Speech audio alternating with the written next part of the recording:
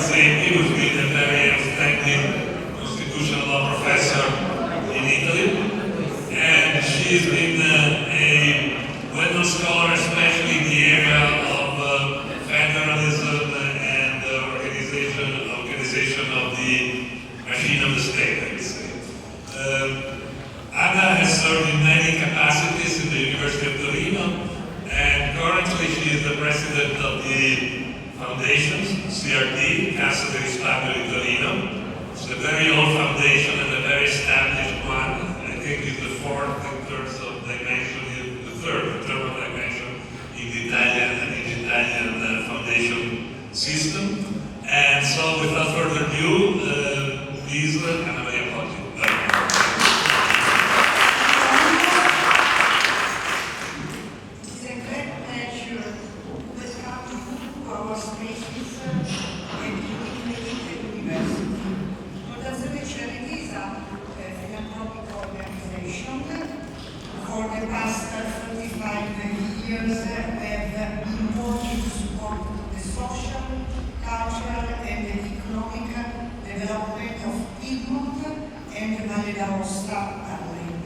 During this time, we have invested more than 2 billion euros in over 50,000 projects. Today, we are especially pleased to host the 20th anniversary of the International University College of Turin. Over the past 20 years, the UK has become an international community of students and scholars from all over the world. It has created a unique space of dialogue, critical thinking,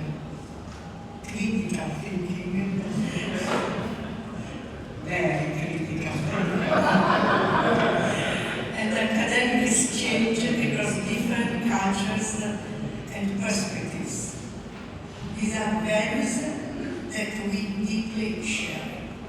At a time of major global challenges, we need a place where people can meet, exchange ideas, and learn from one another.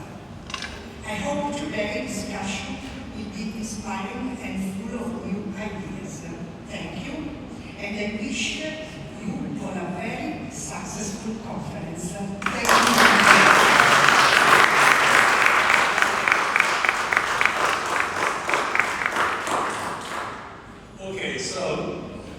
Before giving the floor to Avi Singh for his Vicennial lectures, I'd like to explain you a few of the pictures that we have here. These two guys have been at the origins of the IUC in different capacities. Guido Calabresi, who is now, I think, 93 years old, if I'm not wrong. 96 years old, time goes fast. Has been the Dean of the Yale Law School for many years, before accepting a position at the bench for the Second Circuit of the US Court of Appeals. And he's possibly the most famous legal scholar in the world. He has more than 60 honorary degrees worldwide. His article, especially his famous article on the cathedral, has been for years the most cited law review article in the world. Guido has been the mentor to many people, including myself. I went to study with him when he was not yet even the dean at Yale. He was still the Sterling professor of law, teaching tort. And you know, to me at the time, he looked like a very old man. Recently I realized that he was in his late 40s, but the perspective always changes over time. And anyway, Guido mentored me quite a bit, and what was particularly interesting was the way in which I actually met him, because I was not yet graduated. I went to a conference in Pisa, and there was this guy who was already a super famous scholar. At the end of his talk, he said, I want to come to study in the United States, what can I do? And he said, oh, you know, you should look around and blah, blah, blah. And then after a week, I received a letter inviting me as a visiting scholar at Yale with the scholarship. And that was an attitude that he offered to every young person that he thought was deserving of some help. And I must say that I kind of, years later, I followed his path in that, because when he was giving a talk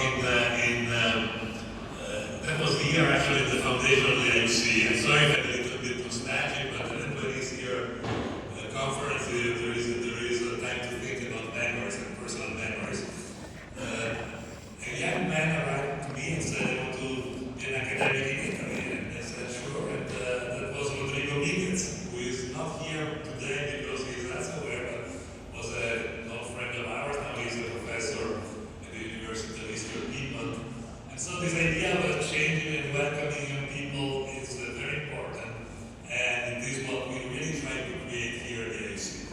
Creating a network of established or very established people that share a week, 2 weeks, 3 weeks with our students, and the deserving ones and the bright ones and those that actually establish a connection, then will have that connection for all their life. And the results are very tangible.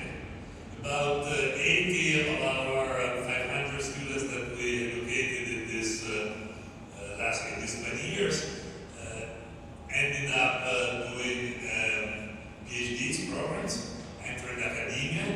We have more than 15 of them that are professors, tenured professors in the world. So I think that for a very little institution that was, as Anna Maria said, very critical in the city like Torino, that not always loves critical thinking. It's an amazing accomplishment. Guido was with us at Pollenzo, near Udine, at the University funded by Camila Vergara, who recently passed away. And that incidentally was our first honorary doctor, honorary professor, honorary doctorate at the IUC. Camila Vergara hosted the first meeting which we decided to create the IUC in Pollenzo, and there was a very nice 3 days in 2006, 2005 actually, it was the late 2005, and Guido Calabresi was there. And we really wrote down literally the program of what should be taught in an institution trying to study capitalism in a critical way. And at that meeting, there were some famous people. There was Duncan Kennedy from Harvard. There was a number of our own Italian masters coming there, and we had 2 days brainstorming, and then the IUC was born soon later, the 13th of March 2006. And I remember the date very well because it's the birthday of my daughter. So that was the date of birth also of the IUC. Stefano Rodotà, who passed away almost 9 years ago, has been the second president of the IUC. The first president of the IUC was Frankenberg, who was the major lawyer in Italy at the time, and was the president of the Compagnia di San Paolo, was the other bank foundation that today is not anymore with us, but who knows.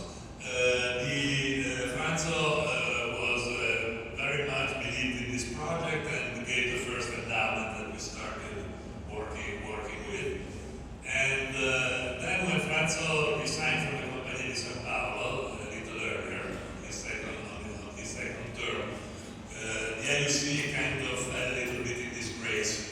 And many of the other members of the original set of institutions that were believing in this operation left this Compagnia di San Paolo. The only one that remained was Banca Intesa.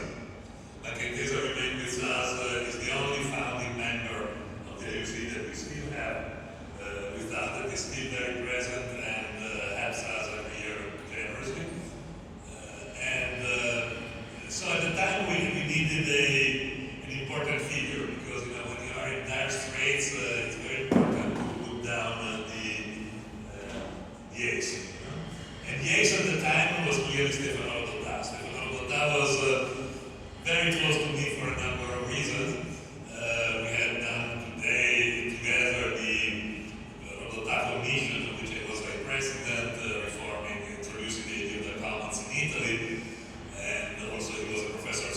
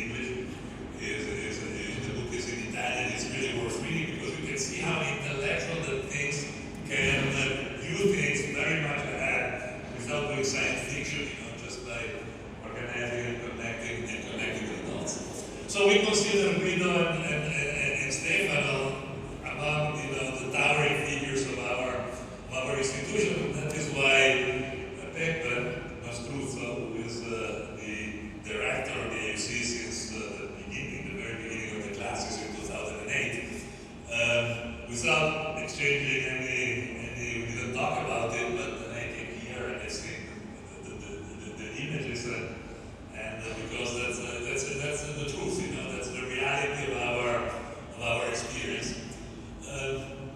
The AUC, you know, is basically, I think, the only graduate institution in the world that offers free education to the students.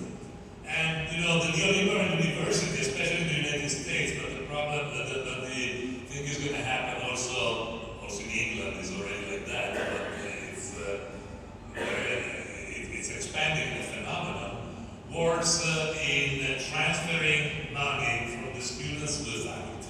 In other words, the faculty get handsome salaries at, you know, at Harvard, at Yale, at the different universities, but the students pay very, very handsome fees.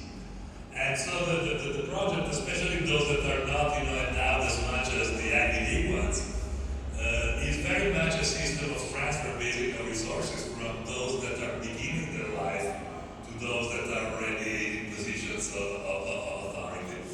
In the AUC, we did the opposite. We exploit the professors.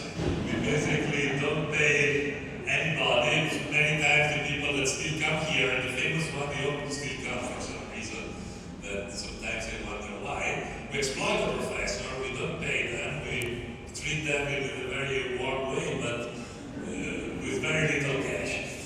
And in favor of the students, because the students don't pay, and actually, thanks to, you know, foundations such as the Cassa di Risparmio, who's been giving us grants and stuff like that, we give a little pocket money to the students that don't pay, and the system had worked very nicely because it gave the possibility to deserving students, which is incidentally capaci e meritevoli, capable and deserving, is the constitutional language in the Italian constitutions. Those that should arrive to the higher levels of society, i capaci e meritevoli. But, you know, the deserving students many times are not rich. And in a system that becomes more and more neoliberal and more privatized, more and more expensive, it's very difficult to take a social elevator, as it used to be in Italy of the 50s and the 60s, in which many of the masters at the time were coming from humble origins and made their way up, you know, by being capable and deserving, and helped by a public system that was still a public system. So this was a little bit the philosophy that you see in these 20 years. It was a way to move, you know, to create a commons institution. That was the vision from the beginning. Not a private institution like in the United States, not a public institution in the sense of the bureaucratic one like in Germany, but an institution that was based on the commons in the sense of something, as it might have been, it probably was, the old medieval university. The early university systems were based on, you know, a few professors attracting students and creating a horizontal environment of exchange of ideas in which there is no hierarchy, but there is just exchange, critique, and discussion. And as a commons institution, we always function. We always select our students taking into consideration the fact that we select a class, select a group, we select people that are going to stay together for a year, and then maybe they will maintain connections in their life. And we like to have a group that has many perspectives, from geography, from gender, from political sensitivities. We like to have, you know, a group. To select a group because a group means a good discussion. It's good for professors to come here. I myself tried many times my ideas with the IUC students before publishing. Because you get, you know, a vision that is not narrowly Western, it's not Western-centric. We don't get a majority of students that are, you know, from the real world. And the West is not the real world. It's a very important piece of it, but it's not the whole thing. And we like to see capitalism from the perspective of the whole thing. Okay? That was the idea. And so the commons is, to us, you know, the institutional, cultural, political, and perhaps moral solution to many of our predicaments. Okay? So I'm really sorry if I took you some time, but I didn't think that for the 20 years it was worth a reflection on these things. So we have a very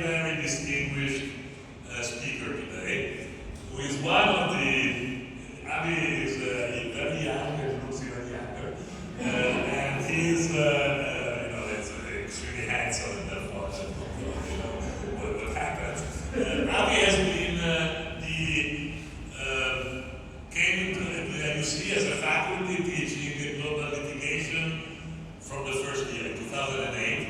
He never missed a year except this one, which he hadn't taught, shame on him. But he's becoming too famous and too visible, but it was nice that he came for the inaugural lecture. At least the students can see what they lost this year. Avi is a senior barrister in New Delhi. They have the system as in England, in which once you're a senior, then you become very senior. They call you in a different way, which in England is King's Counsel or Queen's Counsel. In India, I never remember. I asked him to write of course. And anyway, he's a very senior barrister. He served as the Attorney General of Delhi, which is actually a big deal. Delhi, in terms of, even just in terms of numbers, we're talking about a city that has about the half of the inhabitants of Italy. So it was basically a Minister of Justice. And he tried many important cases especially in the International Criminal Court. Many of the cases, of the original cases there, he's been active in many of the international jurisdictions. And on top of all these good things, I must confess that he was also my student at some point. He studied at the London School of Economics and at the University of California at Hastings, where I taught for 26 years. And Avi was in my class. I was also looking very old and probably still being very young. We maintained a very active scholarly connection and also friendship. And we recently authored together an article called Comparative International Law, What's Next? And maybe Avi will tell us what's next. But he will also tell a story of legality and illegality in the current phase. Thank you very much, Avi, for being with us. Thank you very much to all for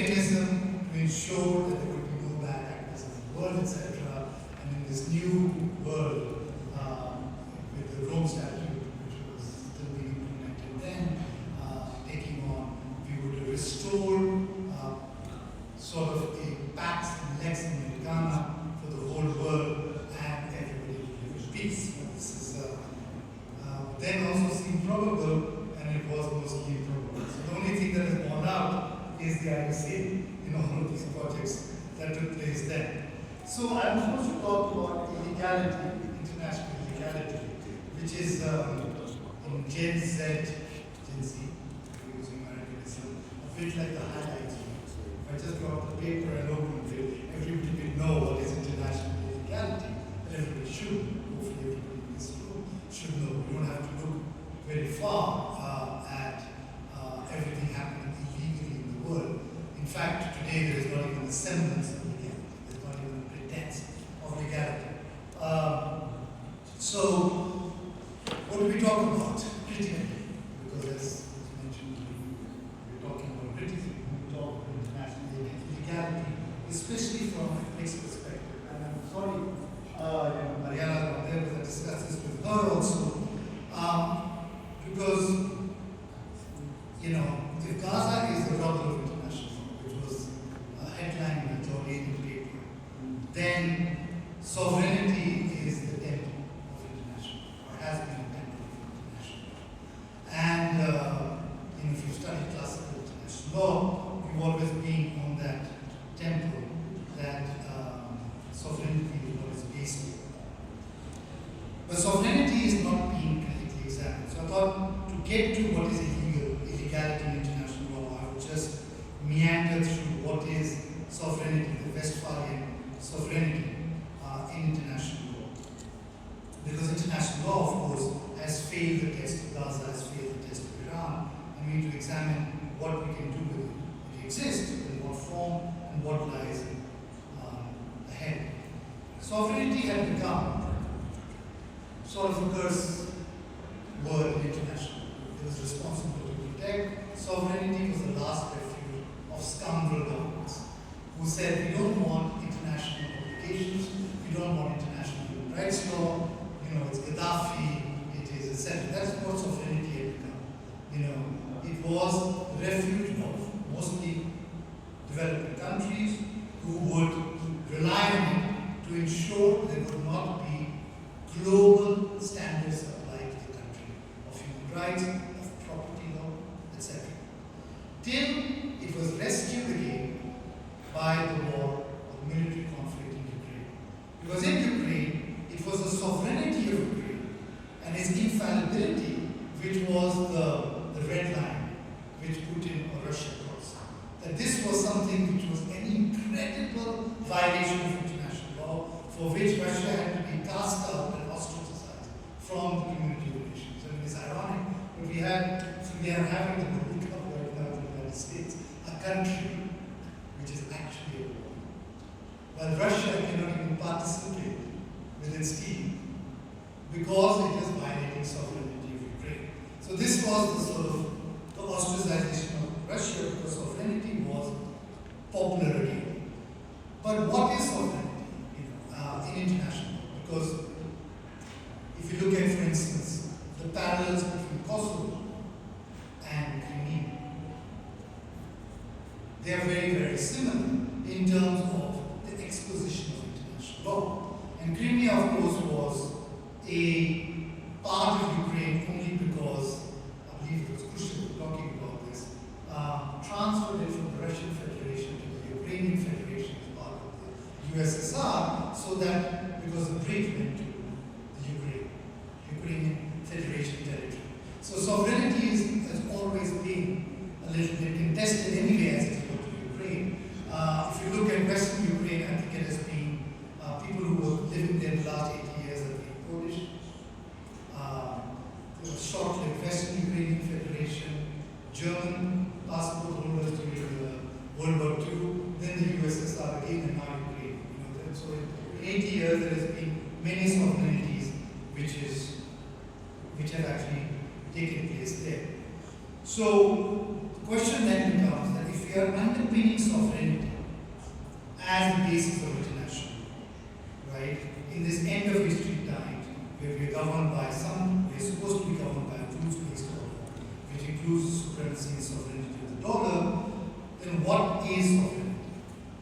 So sovereignty, of course, comes across, because I have to start looking at it critically, from the Westphalian system, at least the way we do it. And that is a very problematic one. It's Grotius and Westphalian, because it's based on a system of conflict in Europe in which sovereignty is put forth as a way to achieve peace. It's not forever, But it was a way to achieve peace in Europe. It was almost an exhaustion of religion. This has been accepted as the bedrock of the international system, speaks of its dogmatism, which is divorced from reality.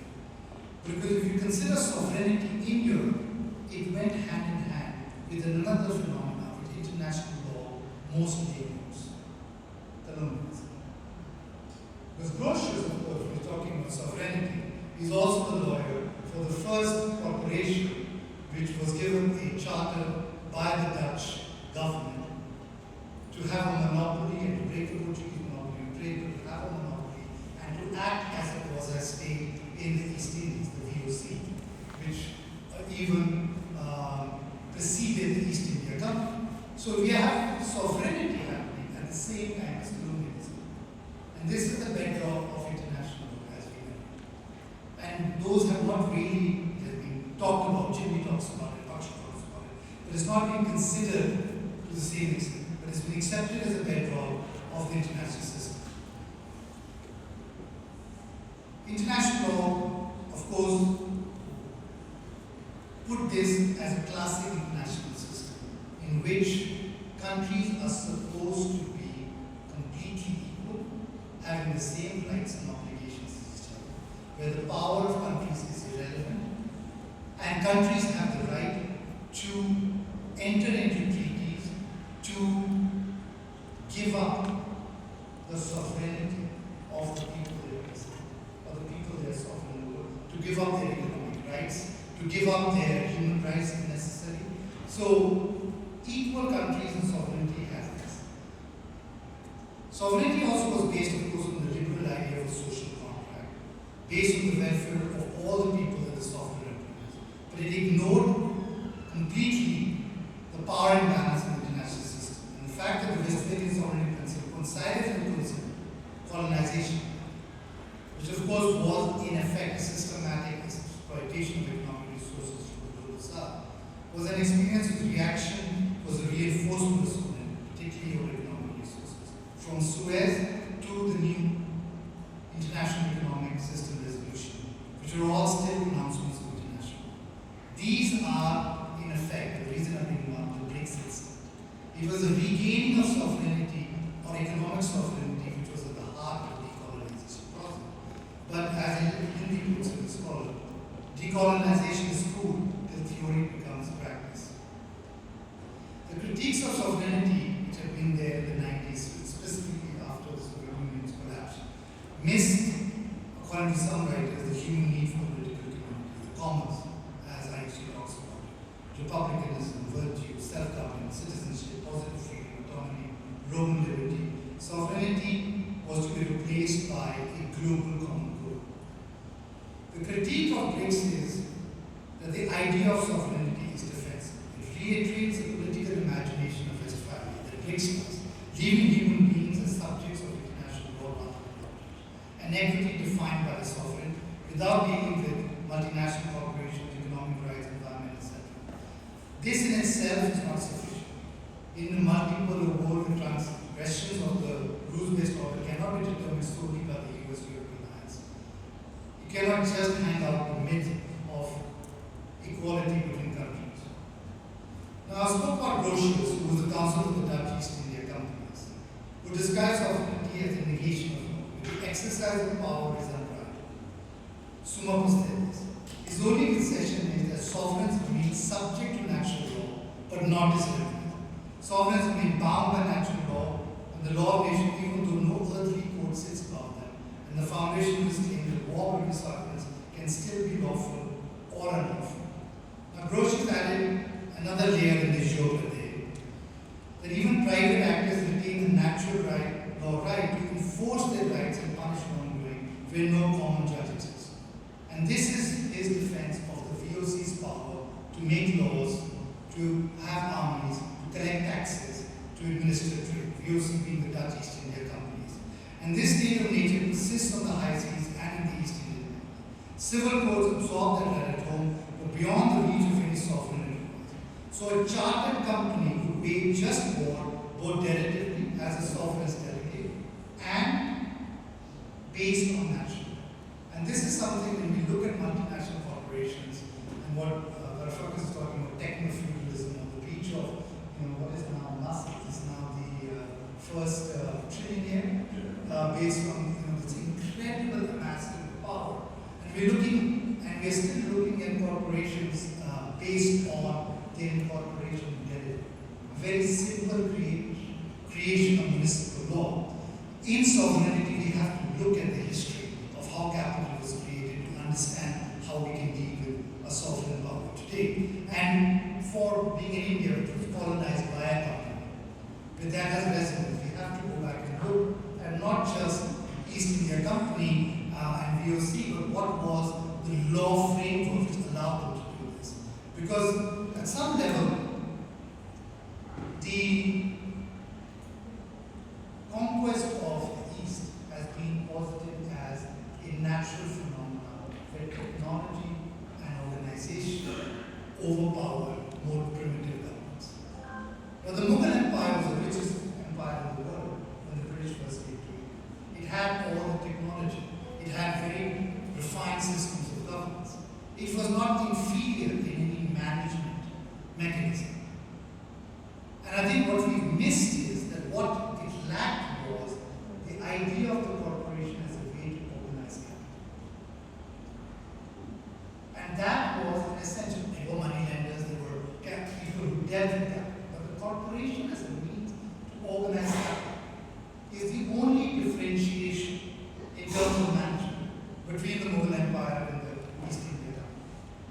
As a way to extract loyalty, as a way to manage capital, to spend money, etc. That was the only differentiation. So when we look at this idea that you could defeat something as rich, as organized, as entrenched as the Mughal Empire and take from Class C the whole country, of course, and I talk about that through legal documents which were treaties with the Mughal Empire and the East India Company, the differentiation was, of course, the corporations a way to organize capital, which was coupled with what was happening that time, which was the Industrial Revolution, which allowed it to efficiently use that capital. Because it cannot be an accident of history that every single place in East Asia, except for Japan, in Africa, was in fact colonized by corporations, and Belgium, which was colonized by an individual. It cannot be completely accidental that from Portuguese to the French, to the Dutch, to the English, the form of colonization was a corporation. And that corporation had a status at the same time the Grotius was talking about sovereignty in international. Because that was what was used, as I just read out, to justify that they had the right to natural law.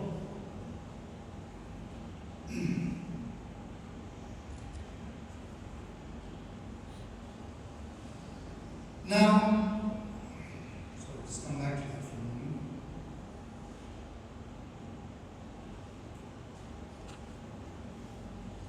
And today we have a different form of cooperation, which is not very different, which is the mutation of the state into cooperation. First we have, of course, these different sovereignties, the sovereignty of East India Company, of VOC, but today we have the sovereign wealth. What is Abu Dhabi? Besides Manchester City, is Manchester City owned by a corporation or a country? Is Paris, the football club of the city, owned by Qatar or a sovereign fund? Because the entire wealth of Abu Dhabi is transferred to the sovereign fund. The sovereign wealth fund in itself is nothing but a creation of Abu Dhabi municipal law, but it functions as state policy. The entire, as I said, was all same in Qatar, same in Saudi Arabia, a lot in Norway. These are not operating international law as sovereigns, they're operating as companies, investing, influencing state policy, managing to corrupt, even in the US, which is not a very difficult thing to do because the system is extremely corrupt. How much did Trump make? $2 billion last year? I mean, this is not even, nobody's even surprised that the president of the US is actually making money out of this issue. I mean, it's not the fact that he's making it. The fact is that it is unsurprising and nobody does anything about it. That is really the problem. But, this is where, and they of course spend this money, right? In the US, etc., as an instrument of state policy. So now we have the mutation of the state, the sovereign, into the corporation. Where the state still exists technically, but the real money and the power is in the corporation. It's not in every country, but we have that mutation. And we still look upon this in international law as the company founded in municipal law, entitled to diplomatic protection from Qatar, etc. And it's been debated a little bit when it comes to buying Newcastle. It's a Saudi Arabia buying it, what is it, a sovereign fund, and then there's all the money in this thing. Well, both, the color is green for both, so it's not very important who's the real entity we allow this to happen. Because, we are looking at it from a perspective. So what was East India Company? What was the VSC? Were these trading companies which were given charters by the countries, who then, because of necessity, turned into something which was more? Or were they set up as sovereign organizations of capital, which is what people are becoming today? Did this already exist as a legal form? Was this instrumental in colonization? Because if you look at the charters of these companies, from the beginning, their internal governance charters, and everybody who's a corporate lawyer will know that internal governance charter was one of the big things of corporate law, or the foundation of the legal liability companies, allowed them from the beginning to have armies, to collect taxes, to enter into treaties with foreign sovereigns. This was incorporated at the very beginning. And then they also had the Royal Charter, which gave them the right to do this. So, for example, the East India Company had a monopoly on all trade east of the Cape of Good Hope. So this was original intent. It was not accidental. It's not that they came to India to trade and finding themselves in the vacuum, they started to enter into treaties with Good Hope. Same with the Hudson Bay Company from the US. So can we deal with the issue of understanding the history of the corporation as one of the most important elements of colonization? Colonization itself was unprecedented. Never had it spread across. And remember, it's very recent history. We're still dealing with its aftermaths in Palestine, Kashmir, etc. The argument that Western arms has already talked about. The use of law, including charters in the form of organizing capital, rendered an advantage to conquest and plunder, which we must understand. Charters transferred quasi-sovereign powers and immunities to corporations. They were also made to be immune. In 1600, the charter granting the monopoly of all trade east of the Suez was created. It was given by the English sovereign. As Thomas Hobbes then wrote, because he disliked this, because he was the Leviathan. The Leviathan had the power, and he was whoever his corporation created. It both suspended natural law and treaty. They were allowed, as I said, to enter treaties with sovereign, raise armies, collect taxes, all delegated from sovereign power over people over whom there was no sovereign. They were in Hobbes' exceptions from law. They were also immune from suits and so on, particularly from non-Europeans. Thereafter, much later on, when it became one that became very rich, very powerful, and threats, there was then a regulation of this competition, a reassertion of the primacy of the state sovereign. So in the late 18th century, we had the Regulation Act in the UK.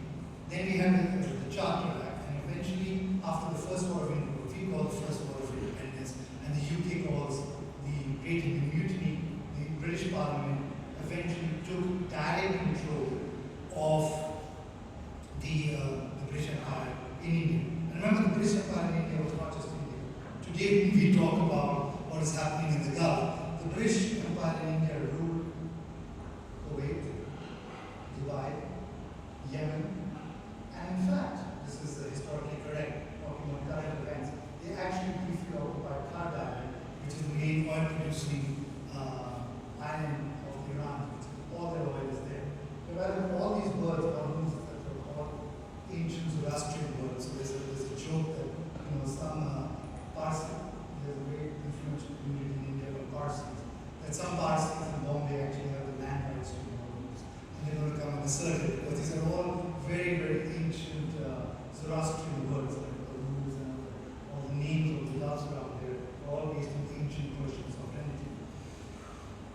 Thomas Hobbes, I was saying, for one, believed that the largest and most well-armed municipal corporation to be such a threat to the sovereignty of his Legality that he regarded them as an infirmity in the body politic, and in his famous words, as lesser commonwealths in the bowels of a greater, like worms in the entrails of a natural man. As I was saying, in India, when they finally took power by defeating, the beginning was the defeat in the Battle of Plassey, they took that by signing treaties by those who they had vanquished, which is of course the Mughal Empire, which was in power. Those treaties allowed them to collect taxes, but they were entered into as treaties between two sovereigns, not as delegated powers. And the ability of law to recognize that as international, as enforceable treaties, was based on Grotius's idea of divisible sovereignty. So the continuum of international law, allowing corporations to exploit this wealth, to collect taxes, to indulge in slavery, etc., was all based on the ideas of sovereignty expounded as Grotius, which we have not really looked at sufficiently. They continue to be immune like sovereigns, so they have sovereign immunity from their actions, which was tested again and again, both by courts chartered by them in India as well as courts in the UK or in England. And even after it lost its credibility, Crown courts continued to interpret the East India Company as an agent of the Crown. And the immunity that they had in courts from even violations of death or whatever they were doing continued to be that of the sovereign. Now, Philip Stearns, a historian in the US, has written a very good book called The Company State, where he expounds his central claim is what I was just talking about, that the East India Company was never just a trading company. They later accidentally acquired political power and capacity.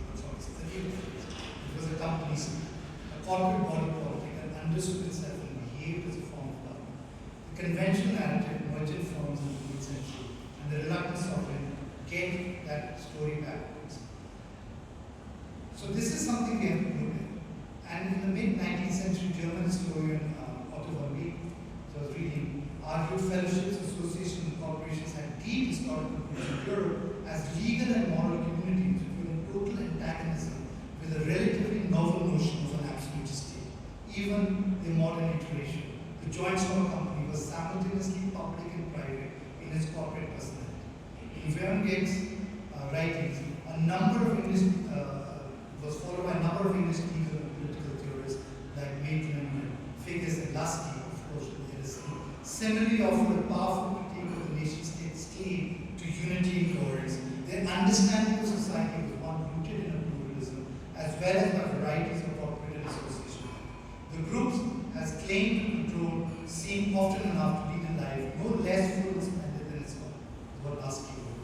Everywhere we find groups within a state and part of it, but one with it they are not. Whether we will or no, we are bundles of life. So the sovereignty was never coherent and unitary. And that is an issue, of course, when BRICS talks about reasserting an autarkic sovereignty. Now, when we talk about international law, we also have to talk about international law, not just based on Westphal. There's an excellent writer who wrote a book, who was at the University of Madras, C.H. Aleksandar, an introduction to the history of the law of nations in the East Indies, saying that international law was not a European invention, exported to Asia, it emerged from reciprocal encounters. When the Portuguese, Dutch, English, and French arrived in the East Indies, they entered a sophisticated pre-existing world of sovereign nations. The Mughal Empire, Persia, Ceylon, Siam, they all had relationships with each other, the treaties which were ordered, with their own established diplomatic and treaty practices, maritime customs, and rules of neutrality and hospitality. Europeans dealt with these polities as legally equals in the beginning. As I said, even the East India Company took its rights based on delegation from the Mughal. Asian rulers were then the stronger party. And just recently, I've actually happened to be at a place where the European delegation was being given the right to trade in the Mughal court. They're all sitting there, cross-legged, receiving it in very humane style, receiving this delegation. So that was still there, where they were treating as sovereigns, but not as unequal parties, but in fact as governments. However, there is a famous argument is by the 19th century, from naturalism to positivism, contracted this universal family into a European group. Membership now depended on recognition by European powers and a standard of civilization. Asian states that had been treaty partners for centuries were retrospectively demoted to objects rather than subjects of international. A legal narrowing that accompanied and legitimized colonial subjugation. So now you had to be given independence and sovereignty by the world. And this is not completely just abstract, because this is in fact in Palestine.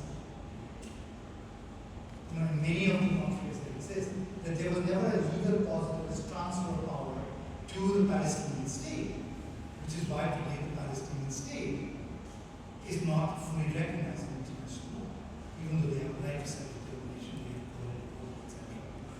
And this is even their self-realization, because I had a discussion with a functionary of the PLO a few years ago, and I asked a straightforward question: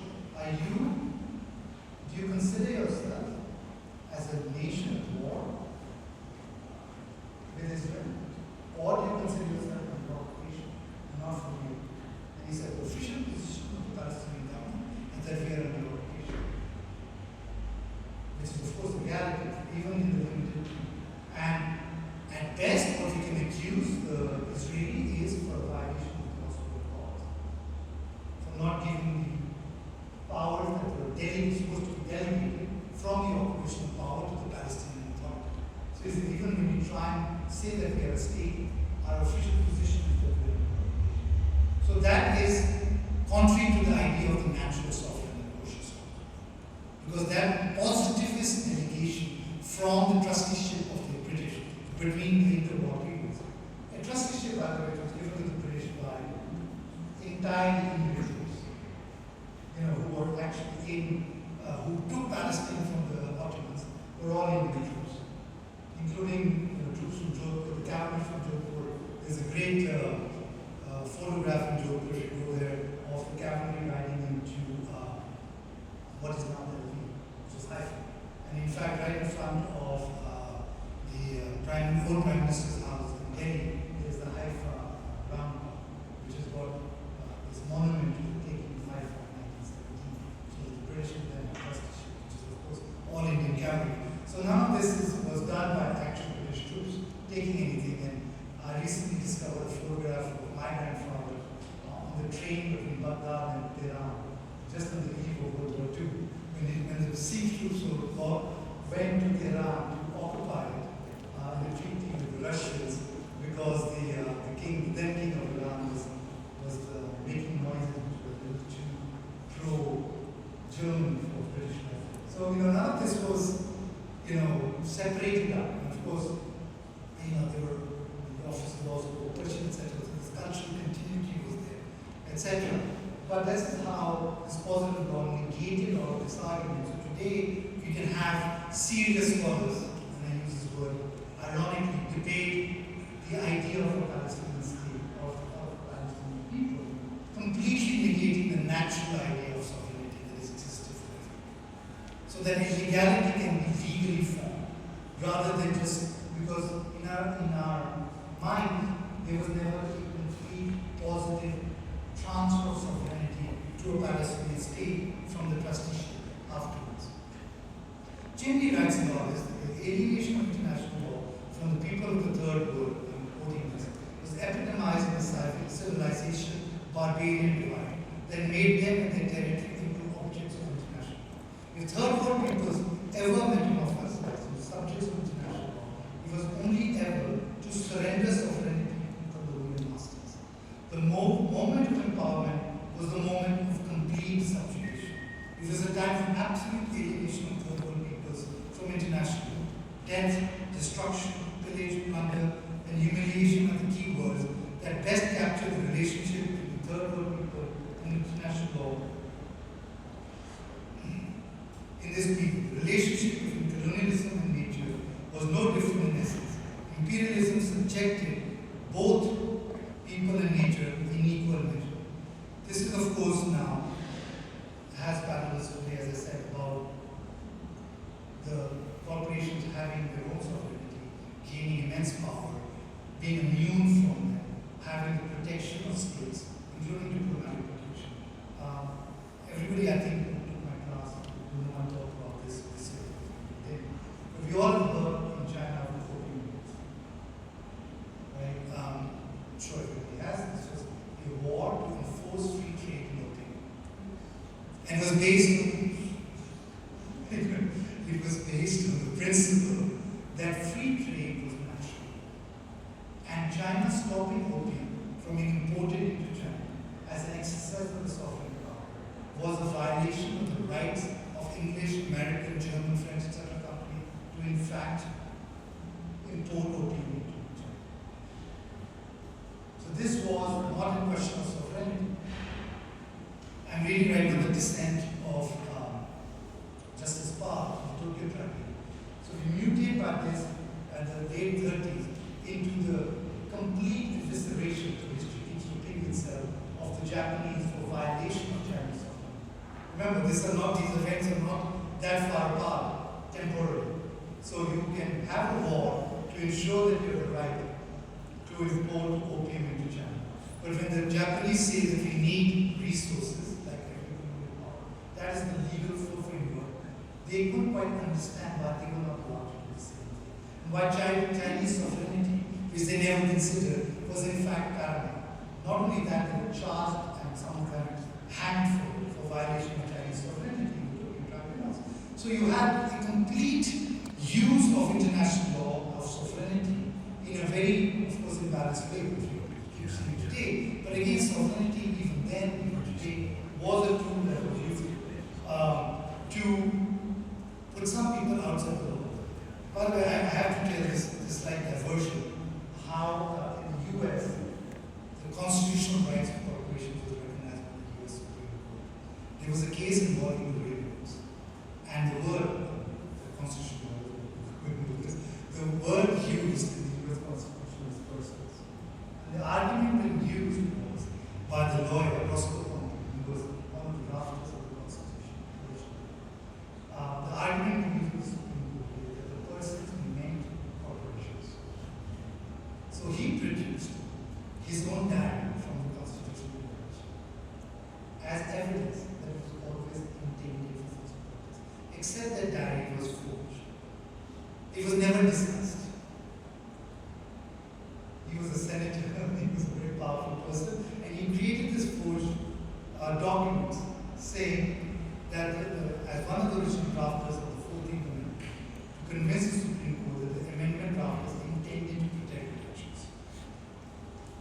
He claimed that the committees intentionally changed the word citizens to persons to include artificial or juridical persons. The Supreme Court, of course, didn't make a finding, but in the unofficial summarizing stating that the court had decided, it was stated that the courts had decided that corporations are persons. From this flows a basic premise which every lawyer practicing today, X corporation, which doesn't exist in India, will file a case in the Indian Supreme Court, based on the idea that corporations are persons entitled to equal rights, much more in fact than natural persons. Based on that legal feint, fraud, what we would call it, this became legal precedent. Anglo-Iranian and Barcelona attraction, which are Anglo-Iranian, of course, are very important, which were two ICJ cases. Anglo-Iranian and Barcelona attraction, which are two international court justices, which recognize the corporation only as a product of municipal law, which in fact talked about the limited rights of shareholders. They talked about diplomatic protection being only available to property rights being taken off the citizenship from which they were taken, was in fact used to set aside international laws dealing with corporations as diplomatic protection and come up with a completely new regime of bilateral investment treaty which used alternative dispute resolution as a mechanism put up there by the World Bank, supported by the World Bank, to transform property rights of shareholders subjected to limited liability into international treaty rights, rendering an obligation of a sovereign state to pay for the taking of property in international. So even that separation, this was done without any debate among international investment law practitioners about this completely Frankenstein fusion between private property rights and public international. And today we still have, so China, India, and some other countries have now cancelled the bilateral investment treaties to come up with this. But otherwise, they are still being used, especially in South America, to come up with astronomical claims against countries. This language, of the sovereignty of this, breaking of sovereignty, was used by a lot of BRICS people. Chimney, I'm going to quote him a few times, says, I recall in the 1970s a sense of bewilderment among third world scholars, the resolutions adopted by the United Nations General Assembly, and here he's talking about the new international economic order, etc. After long deliberation by a predominant majority of states and peoples, could not bring about any change in the body of international. Judge Guido, who wrote a concurrent opinion, consequently termed the doctrine of sources legal paganism, observed that it turned law into a new religion centered on itself. Alienation is thus inscribed at the very heart of international alienation from people in the third world. Now I'll come to a recent illegality, which we all forward. And I have been working on this, which is the kidnapping, I think that's the only thing we call it, of Maduro from Venezuela, right? Which is, of course, it happened, and nobody's talking about it. Even the Venezuelan government is really not talking about it, besides the fact that it should be allowed, they're not challenging the international courts, etc. So, the emergence of what Christopher H. Pyle calls the doctrine of received stolen people illustrates how far the normalization it extends. One of the myths, referring to this yesterday in the US, is that Trump is an exception to American foreign policy, to American use of warfare. Once Trump goes, America will return to its good, benign superpower. Pax America, next America will return. Trump is not an outlier, maybe on the extreme of the continuity, but everything he does has precedent in America. So Pyle traces the lineage of, in his analysis of American judicial coalition productions, he traces the lineage from Kerr, which is an 1886 case, to Frisbee, which is a 1952 case, to contemporary rendition practices. As Pyle writes, it is a crime for private persons to receive stolen goods, but it is lawful for American courts to receive stolen people. The Kerr-Frisbee doctrine is doctrinally the rule of non-inquiry, established that U.S. courts would exercise jurisdiction over defendants brought before them by kidnapping, so long as judicial inquiry into how the defendant arrived in the courtroom was foreclosed. So they cannot even question legally a kidnapping of a sitting president in the U.S. This is the peak of prestige in the legal system. You cannot question. Today, in a small town in India, I can get somebody out for illegality of arrest. But in New York, you cannot question the illegality of Maduro's arrest. Doctrinally, which is an incredible positive international law. I'm not going to talk about international law, just talk about domestic law. This doctrine emerged in the 19th century when the US had few extradition treaties and abduction was the only alternative to executive comedy. But rather than being undermined by later courts, the rule persisted, and the exclusionary rule, which should have destroyed it, was in fact further done. There was the Alvarez-Michel precedent, which basically an alleged assassination of a USD agent in Mexico led to a kidnapping of the perpetrator. In 1992, the US Supreme Court held in Alvarez-Michel the fact that the respondent's forcible abduction does not prohibit his trial in a court of the United States for violations of the criminal laws of the United States. So there was an actual affirmation that this was legal. The Barr Memorandum in 1989, as I said, this is not unprecedented, which came about to justify the bringing of Manuel Noriega from Panama to the US. Barr was nominated for the US Supreme Court, but he was rejected for some reason. that the President's inherent constitutional authority to order FBI investigations and arrests in ways that depart from international law, provided the executive doctrine to match the judicial rule of law. This is 1989. Trump is not the exception. Hexeth is not the exception. This is American Pax Americana, Lex Americana.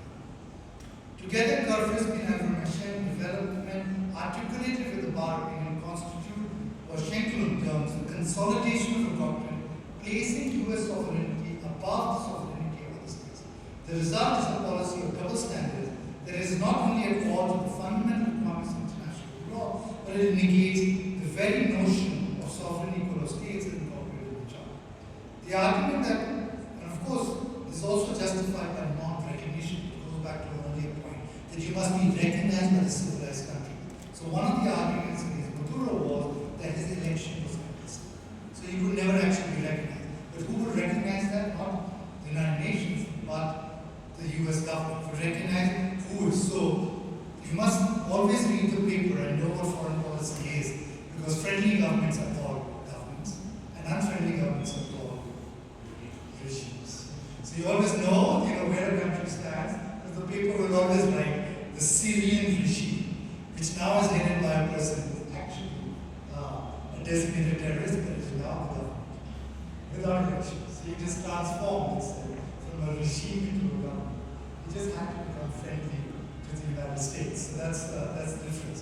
So now we have the Iranian regime, the Libyan government, the Syrian government. Who's the regime right now? North Korea, Russia. Yes. Russia regime. China, it's too important to be a regime. China is too important to be a regime. They're a little scared of China. Which is of course important, because I was speaking to Pedro Bakshi, and he talks about security as a human right. That in your provision of human rights, there is sovereign rights. Your security against outside invasion is part of it. Because I understand that this is not something considered, because you don't want a country spending a lot of money. But the fact that 1,000 kilometers from where I live, somebody is being bombed, or can be bombed, makes you a little bit more in perspective that you want a government to protect you from being bombed.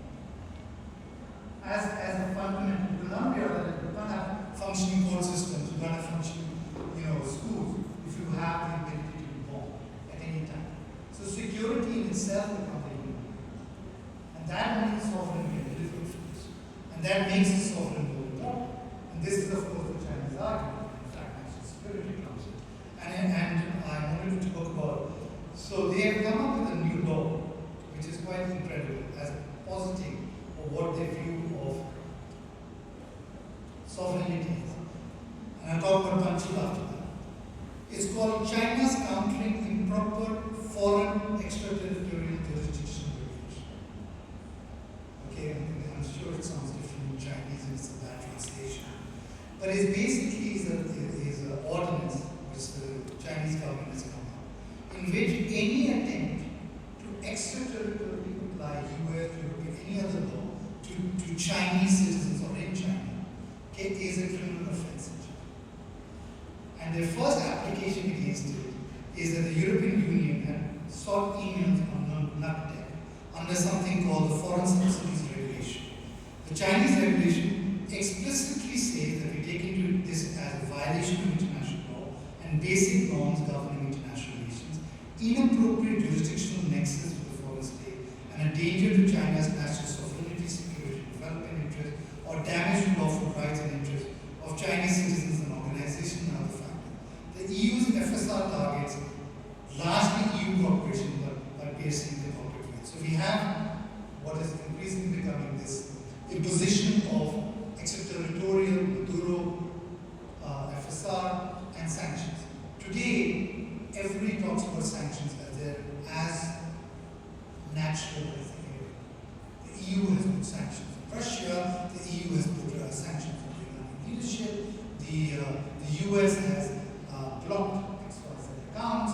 This is completely natural, except they have no basis international. Unilateral sanctions today are used by the US and the European Union to impose foreign policy objectives upon third country actors, including banks, insurers, digital platforms, shipping companies, all through the dollar of the euro, energy companies, payment intermediaries, even the income prosecutor of the suspended prosecutor of the ICC has not only had the bank accounts suspended, but he can't even use the Microsoft has stopped him from using it. That is the exercise. He doesn't live in the US.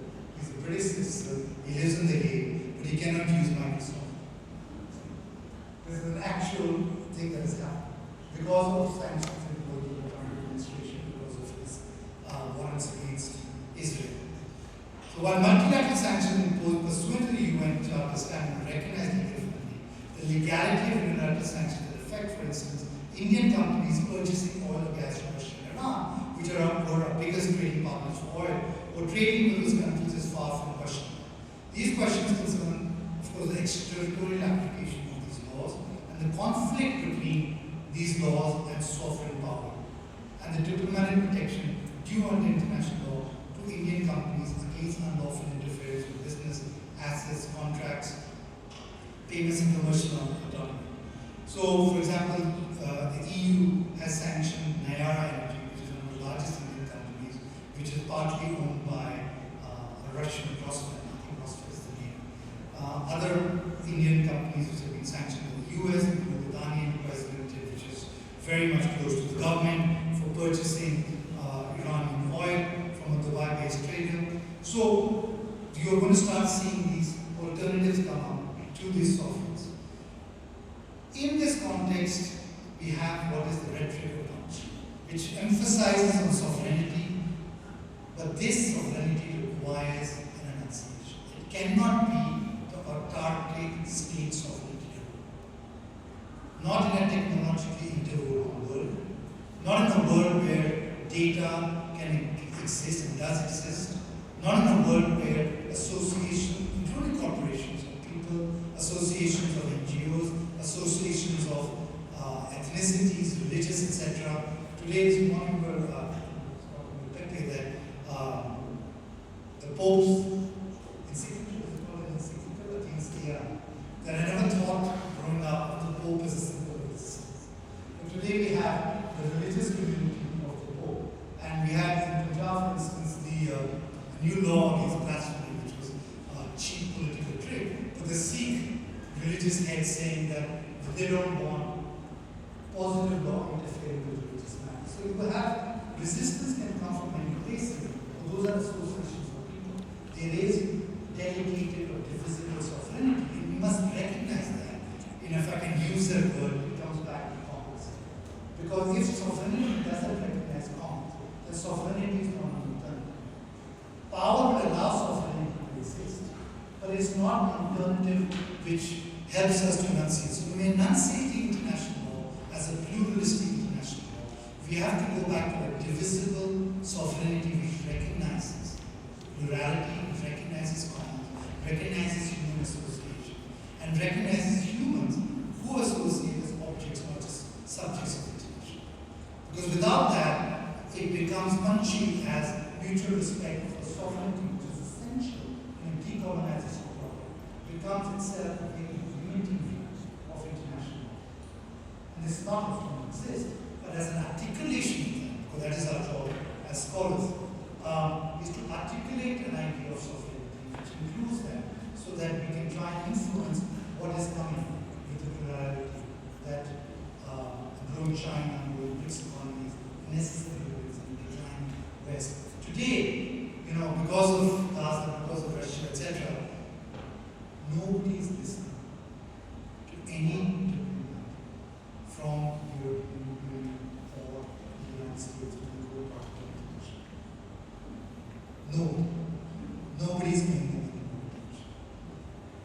It's a fact. So we must enunciate something because international law exists. There cannot be a void. It just exists without a philosophical underpinning. Because the old system is dissipated and the new system hasn't been fully articulated. It exists, but it hasn't been articulated. And that that is both a challenge and an opportunity. Thank you.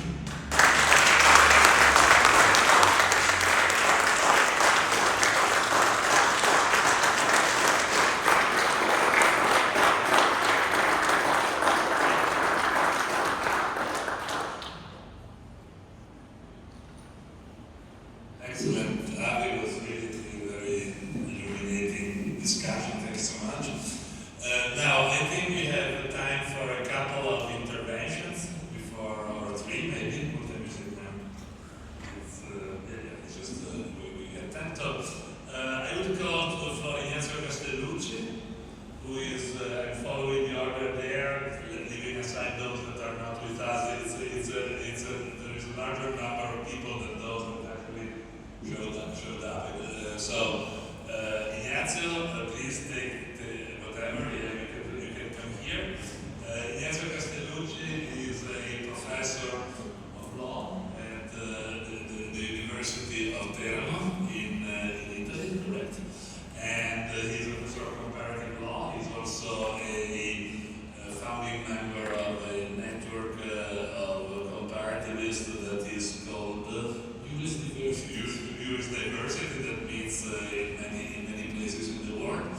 He's also an attorney in Rome, and has been a long-time friend of mine and of this institution. He taught here for a bunch of times, I guess. And so Ignazio will have his 15 minutes here to discuss legality, and of course in connection with the talk of Avi. Thank you, Ignazio. Thank you. Good morning, everyone. I have to start thanking you for inviting me in this amazing venue, which I had never seen before, and for many other things. First, for being a friend, for having been important in my personal and professional growth as a scholar, as a lawyer, for having introduced me to Beta, and for many other things. Yes, I think I gave some lecture at the IUC in 2006, and it's a very happy coincidence for me, perhaps not a coincidence at all, that we are celebrating the 20th anniversary of you today, which is also my birthday, and there must be something there. We should ask an Indian scholar to read the implication in this coincidence. So I won't do that. But I'm really very happy for being here, and I will not abuse your patience with personal stuff, and I'll immediately go into Avi's discussion, which was most interesting, rich of details, some of them known, many of them unknown, who can be connected, and connecting the dots, you see a lot of things. Yes, obviously the center of gravity of Avi's discourse was the idea of sovereignty, and how this can be associated with modern states and contrasted with other forms of global or world economic and political interaction. Before Westphalia, and even after, and much more nowadays, I think there is another couple of notions that become relevant in context of sovereignty, which is one is the idea of empire, and the other one is the idea which is connected to empire of hegemony, I think, which both contradict the very idea of sovereignty. And perhaps we had lost track of the idea of empire because of the 20th century world with established rules and states, sovereign states covering more or less every relevant area of the world, the globe. And then in the last decade of the 20th century, with globalization, we had the idea that the world was like a steel ball. Una miglia d'acciaio. Smooth, one color, one surface, no lines, no reefs, and rules applied everywhere, and we increasingly lost the idea that there would be actually sovereign entities existing there because there was one legal owner, because there was one only word for other. And we got used to that model of the steamboat. And then in more recent years we start seeing that the globe is more like a football, segmented globe with many different patches juxtaposed with significant gray areas. And what used to be the countries or political entities could be associated with one patch or the other, or the next one or another one. And many of them are in the greenland, oscillating between different segments. And each of those is in itself a world reproducing regionally, so to speak, the steel ball dynamics with one Germany over other states. So where's sovereignty? Sovereignty is more or less the same we used to have in the last part of the 20th century, but with many different impacts rather than one. So this is something I think we should analyze for many reasons. Of course, it was not fashionable to mention the empire, so it was sovereign countries, hegemony, treaties of mutual cooperation and defense with equal members, but some members more equal than others. But in fact, it was much more complicated, a flat extensive surface with many sovereign states, which is more or less a theoretical one, rather than a reality in any part of the history. Even in the 19th century, I think, where we had the idea of sovereignty at the peak, it was just a European matter. Because the European states would behave in Europe as sovereign states, but worldwide as the centers of their respective empires. And rules would apply which were different out of Europe. So it would be very interesting to see how the two different sets of rules produced pretty much this theoretical model of sovereignty versus the one of the empire. And then, now that you have a regionalized world again, it's almost logical to assume that each of those patches could be an empire, would be an empire. The BRICS countries, for instance, could represent some of those empires.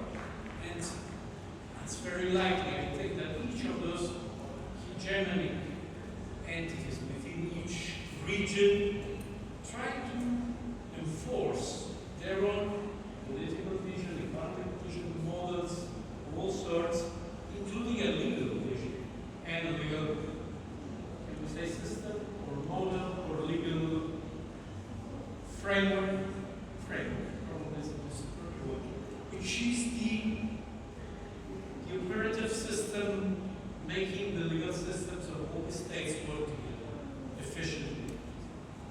So it's a common language, it's a common legal grammar. It could be common law, could be Russian law for the coming Russian Empire, Chinese law for a number of countries in East Asia, in Africa, perhaps. Brazilian law in Latin America, South African law, Indian law in Southern Asia. So these become all, Glenn would say, common laws. Let's say common laws for their respective empires. And then each empire can be classified, categorized. We can imagine that there can be different ways of running an empire, of course, depending on different traditions. So you might have Cacciari-style empires with a clear transcendent dimension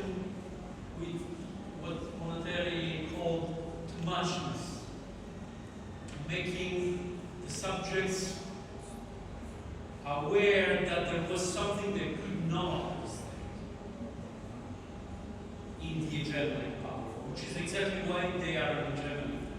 Gramsci mentioned the idea that generally it's basically a pedagogic relation between who is on the top and who's on the bottom.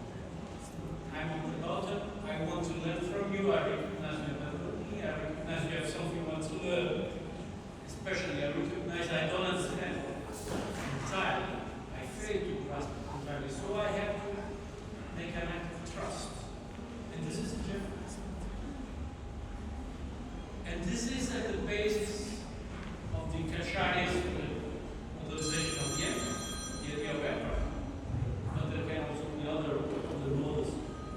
You can have a Tony Negri model of empire, where the center is unknown, where there is no transcending element, there is very hard rules with no center, you don't know where they come from, you only know you have to follow those rules. You better follow those rules, and this is another model. Another one, the Star Wars model, which is basically a Cacciari empire gone wild, or having broken bad. Having lost the divinity element, or perhaps having transformed the apocalypse into an apocalypse where the daily wins, but it's still the negative side of Cacciarism. So you can have many different empires. And they are, by definition, independent from one another. So there can be very little shared common political and legal notions to make the system work together. And so the relation goes back to the dealing based on force, and legal models are rebuilt bottom up, perhaps on a tit for tat basis, developing slowly, as it used to be in the old times, while within each empire or region or whatever area of Germany, you have classic empire, imperial rules, and sovereign relation between the different states in the region. So the model is an overall model which is very complex, different levels. And within each level you have all the new notions that can work together. And especially it's very interesting the idea of the role played by corporations, which is just another way to project power or force. You do it overseas, you do it next door, you do it at home. If you do it overseas, you need to project power through a sovereign function, expanding security to the place where the company can go and make business, but eventually, yeah, they are connected, they are partners of this. So the idea is, if you are at least in the company, you need to belong to some kind of sovereign because they have something you don't have. If you are a sovereign, if you want to be an empire someday, you need to have champions, companies doing this, because it's another side of the coin. You need both to work effectively. We can imagine we have a company doing all by itself, then it becomes a state. We can use a different name, but it will have all the sovereign functions in itself, and then you may just strike an alliance with another state. This model of cooperating sovereigns and corporations seems quite regular in history. As a matter of fact, you find it everywhere, or almost everywhere. So I think Avi was very acute in highlighting how this phenomenon is regular in geography and in history. And I thank him for this. And I leave it at that.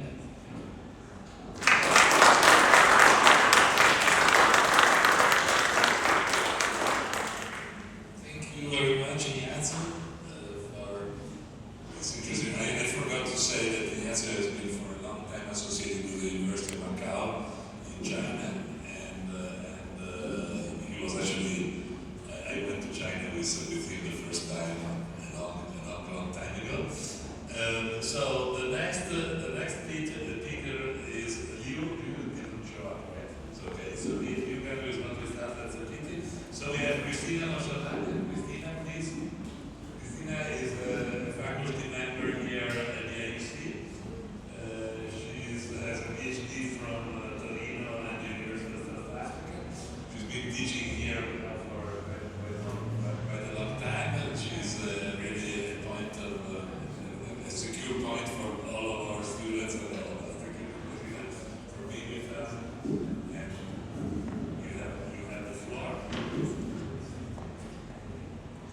Thank you so much, Ugo.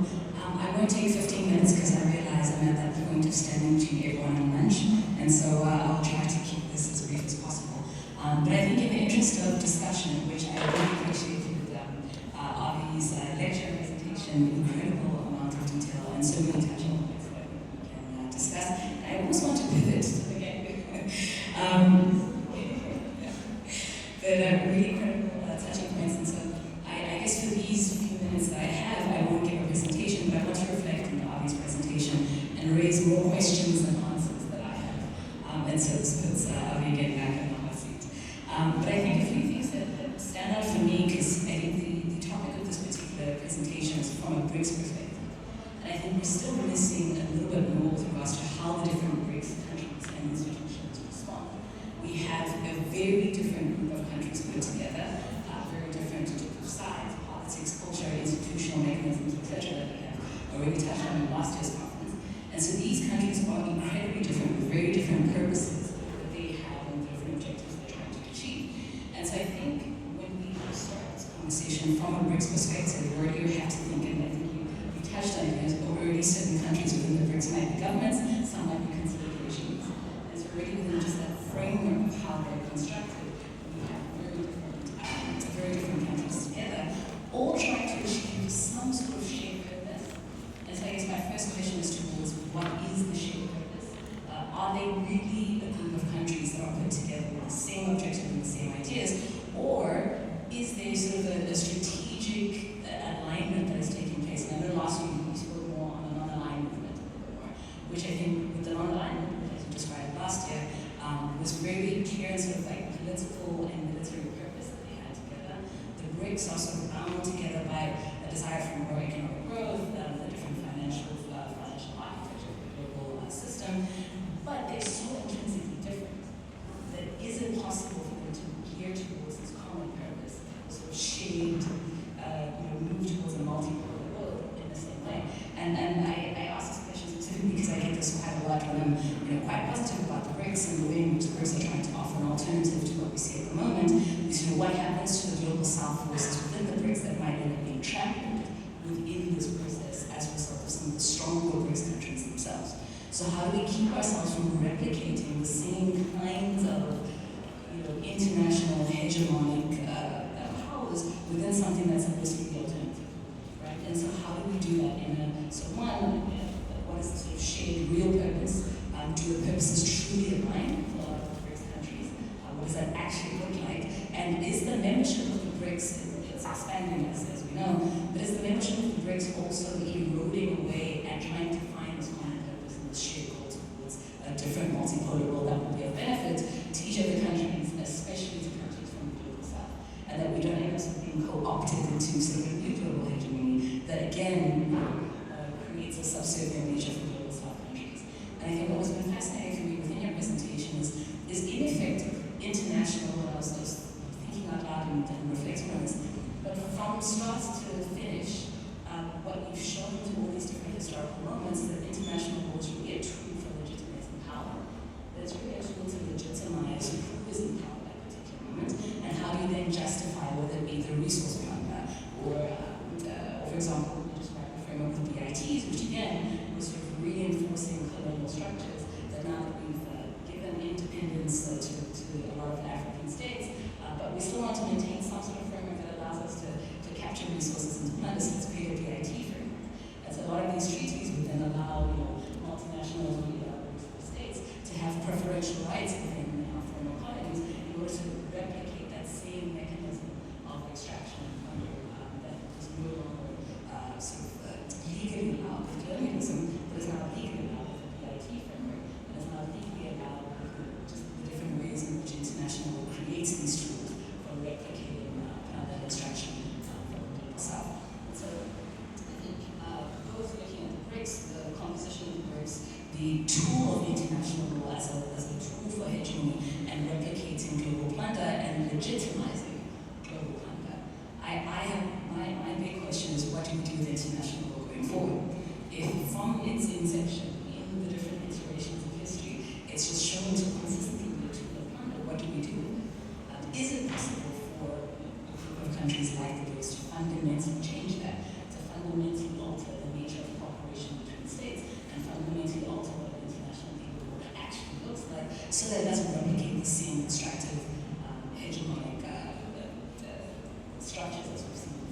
So it's almost sort of, we just, in each different moment of history, we're just replacing something that was bad with something that's not so bad but still bad. And so how do we actually fundamentally change the nature of international law if what we've seen is that it actually just replicates in itself and destruction? And so I throw that out there more to be provocative, and I hope that with all the legal scholars in the room, they'll see I'm wrong, there is hope. But you started off by saying that the amount of optimism 20 years ago, when we were busy with different trials of Rwanda, that's when I first started studying, and I remember this optimism that law is a tool that's going to change the world and everything is going to be better. And yet, in the past 20 years, in some ways, I've become a little bit more cynical and just realized that unfortunately, the ways in which we're using law as a tool has unfortunately become even more abstract as opposed to helpful. And so that's, I throw that out there as a statement. Okay. And I think maybe just two more things that I will emphasize, which I think were quite interesting from Avi's presentation, was on the idea of divisible sovereignty. And I hope we can speak more into this. Because I think, similar to Ignazio, it's still a concept that I'm wrestling with and wanting to understand. But I think you mentioned sort of divisible sovereignty in the context of the Dutch East India Company, and being from South Africa, we also had the Dutch East India Company where I first came to Good Hope, trying to create that station in between the Netherlands and the Dutch East Indies. And so we also had that experience of a company arriving and establishing itself. And I think what you pointed out with regards to the VOC was that with the idea of divisible sovereignty, in some ways it allowed the Dutch East India Company and other sort of multinationals to create a state-like structure and sort of courts and mechanisms. But at the end of your presentation, you mentioned how sort of divisible sovereignty with commons could actually be a tool that subverts this in a way. And I think I'm still stuck in understanding, because I almost, again, my cynical nature is starting to show at this point, but I almost wonder if the idea of divisible sovereignty actually waters down power in the place that it is really needed the most.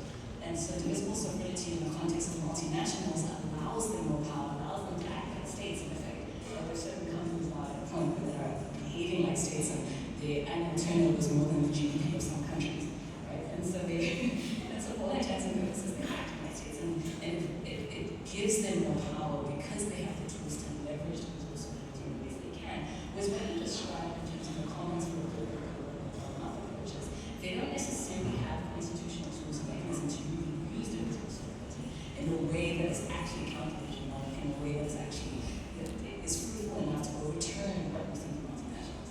And so I guess there's still this tension that I'm struggling with. That is divisible sovereignty the most effective way in arriving at what we're trying to do with, one, fundamental altering the nature of the international legal order, but then two, being able to allow bottom-up approaches to actually,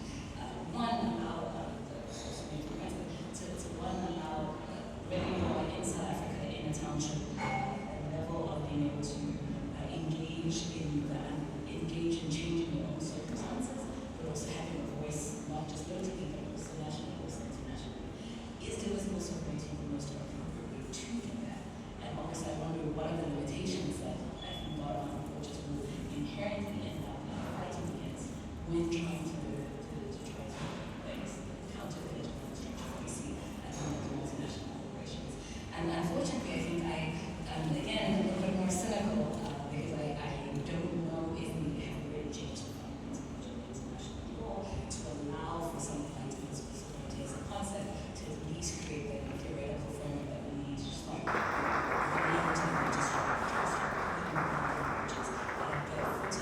multinationals. I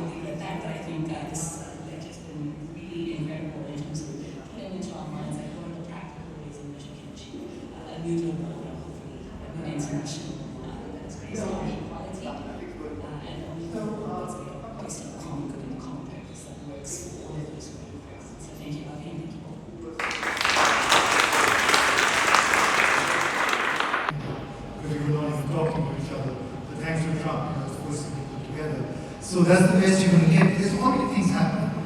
Trump, we always listen, is threatening tariffs for de-dollarization, right? Because the biggest threat to US hegemony today is de-dollarization, especially with petrodollars, etc. So when you look at this, you have to look at what's happening in sovereign debt mechanism. The Paris Club power, which went along with the IMF and along with the World Bank, has been reduced drastically. And just recently, 2 weeks ago, in Kenya, they did a currency conversion of Kenya's debt to China from dollars to rand, which is massive because it's the first,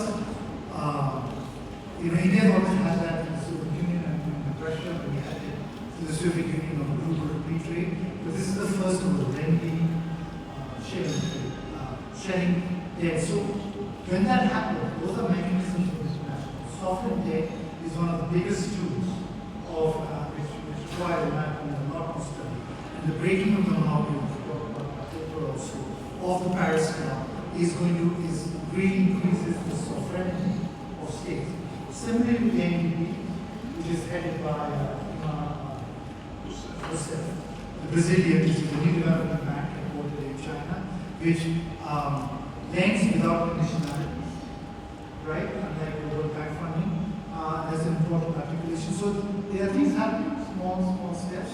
What they do in Hormuz is interesting because, reading brochures, the brochures Freakus debate was about the monopoly of Portuguese over the high seas and the Dutch over the trade, and who have the natural right to do so.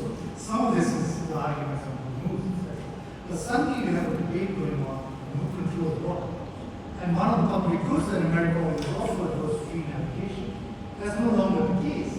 And who fills that gap is a very important question because, the economic ramifications of the rules is incredible. So there is reality being created because of current economic situations which require law and a positive law to fit. Last thing, this I will try and give as brief an answer, but I would love to say on this, is divisibility. I have always been and I have a very distaste for power. Natural. It's very natural. I should have been in the military as a family thing. I just don't like taking orders. So I have a distaste for power. Hence, I have a distaste for indivisible sovereign power. I want states to be weak. I want them to have shared sovereignty with groups. And I think one of the mistakes decolonization did is resting sovereignty solely in the state. I did a report many years ago on land conflict in Indonesia, and it is an example. They abolished private property in Indonesia and gave it all to the state as a revolutionary impulse, that they would act in the best interest of the state. When the state neoliberalized, they had all the land and they gave it to mining. Right? And this is just an example. Similar things that happen in India. So that, when I say sovereignty of the state was not the initial idea of decolonization that came around in the 70s. The idea was sovereignty of the people, with the state only being an instrument. So this is where we have to look down that we already have sovereign powers by corporation. There are sovereign powers of states who are colluding with the corporation. The divisibility needs to be given powers to presidents so that there can be some resistance. The power should be in the commons.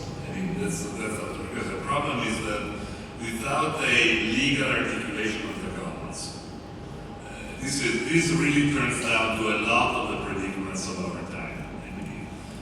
Because the idea of the sea as the common was the original idea of Grotius that also kind of justified the violent attack of the Volk over the Portuguese boat in Singapore. But then the idea that the common was a place empty of law, was not articulated as a natural law idea, pieces of which being taken away from positive law for organizational purposes, but being the under-theorized notion. And that, in a way, found its way all the way to Garrett Harding and the tragedy of the commons. The idea that commons are places of no law that was articulated very clearly by hardening, and therefore, when there is a place of the law, every person, again, physical person or legal person, is entitled to do whatever. So commons being equated to empty land in the colonial narrative. So where there is a common, there is no law, therefore there is empty land, and there is this empty land can be occupied by whoever has the power to do so. So all of that maintain the common in the place of the law in a way, okay? And they're still there. But into this sort of this location between the private and the public that compete with each other. When the public becomes private, and this is not just only international law, that happens in domestic law all the time, then you can really find out how weak it is, this distinction, of private power against public power. We see that today, for example, in takings law. In property law, we can see that very clearly, even in Italy these days. You can take away in the public interest, but the public interest being a taking in favor of a private person, of a private corporation, on some sort. So this private public doesn't hold anymore unless there is that theory of the commons were articulated. And this, to me, is really sort of the research agenda that is most important, that we kind of started here in 2006, 2007, as a way to see what's next at the end of history. We started with a famous report in 2008 here at the IUC with the students and the faculty. Say, okay, now we are at the end of history, what's next? And now we're 20 years after, we are clearly at the end of history. Now everybody recognizes that this notion of, McDonald's kind of golden arch international law, as Friedman was talking about. Wherever there is a McDonald's, there is no war to each other, which is clearly, ballooning. But we're still without a legal framework for the end of history. And this is where we really need to work as a collective project, not just here, but more generally. No, but even Grotius was talking about the commons just to defeat the Portuguese monopoly. This is a cynical argument, of course. But this is, for example, in Hormuz, which is happening. There is going to be some definition of what is freedom of navigation, and that is an opportunity to articulate it. But it could be, it doesn't mean that this common should be going there, being completely free and not having to submit to any regulation, So this idea that because it is the sea should be the place of the law is wrong, because at the end of the day, if the sea is the place of the law, then if you have a bigger warboat, you can simply occupy spaces of like the Barbara Cuba, or this idea of shadow. I don't know whether you read the paper, the shadow. The word shadow makes it look like some, sort of ghost pirate ships going around in the Pirates of the Caribbean. But in fact, they are just ships who refuse to turn their transponders on so that the EU can track them. There's nothing illegal in international law about the shadow. Yet the way we read about it, it is a complete illegality. And again, if we move a step further, it is not only the sea, but also all this immense wealth that Elon Musk is accumulating by selling a narrative of the fact that one day we will conquer the planets of the world and so on and so forth. He's based on the idea that this guy was the first one to occupy a place of the law by sending his own satellites, and basically privatizing whatever is around the world, because that is not governed neither by private nor by public, and therefore is open. So all of this is bound to create a huge disorder, because if you don't have a legal order that is capable to bite hard enough in a way or another, the outcome is just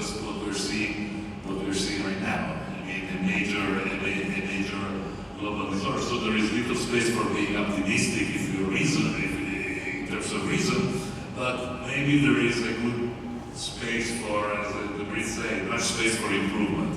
Okay, so we have much space for improvement because we are down so low, and so on this optimistic tone, I would stop the morning, and maybe we can take a picture together. Pepe, do your shepherding, and thank you very much. It was very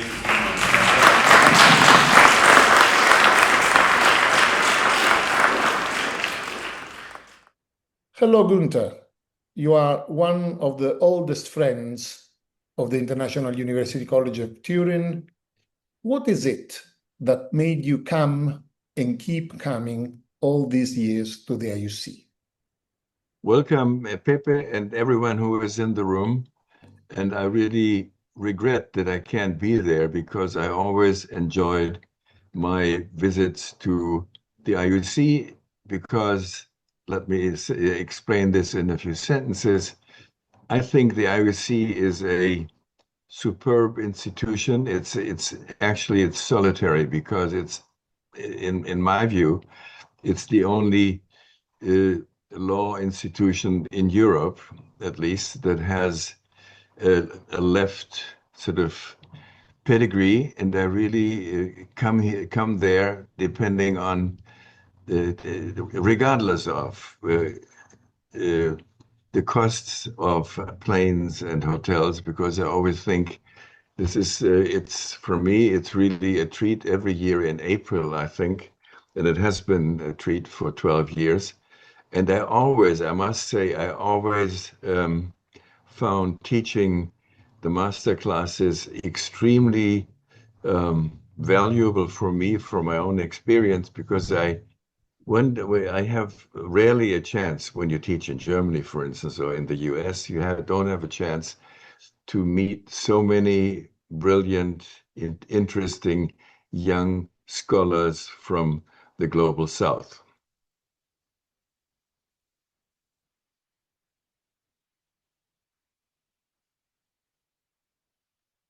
Thank you for this, Gunter. This of gratuity that you point out is one of the peculiarities of the IUC that allows us to receive students from different paths and from all over the world. Would you expand on this particular feature of the IUC? If I look back at the classes that I taught, I was amazed. I mean, how many students were in the group from, say, African countries, from Asian countries. And it was just, I would say it was just a pleasure. And what I always appreciated and do appreciate is that they have a certain way of expressing their gratitude. For instance, I get emails from them when they have sort of proceeded with their academic careers, and they send me articles. They ask me for literature, for advice. I must say this is really sort of a strong, I would say a strong tie to the institution, to Torino, of course, and to teaching. When I gave up teaching 2 years ago at the university, I first thought, now we'll fall into a depression. And I must say honestly that Torino, the IUC, is for me an anchor in the real world, in the world of teaching, because I love teaching, and obviously, and I think without the IUC, I think it would have been much more difficult for me to adjust to the emeritus life. To conclude, you talked about the IUC as an anchor to reality. And this reality is expressed by this geographical balance and variety. What is it that this variety gave you? And tell us a little more about what you teach at the IUC to all these students from all over the world.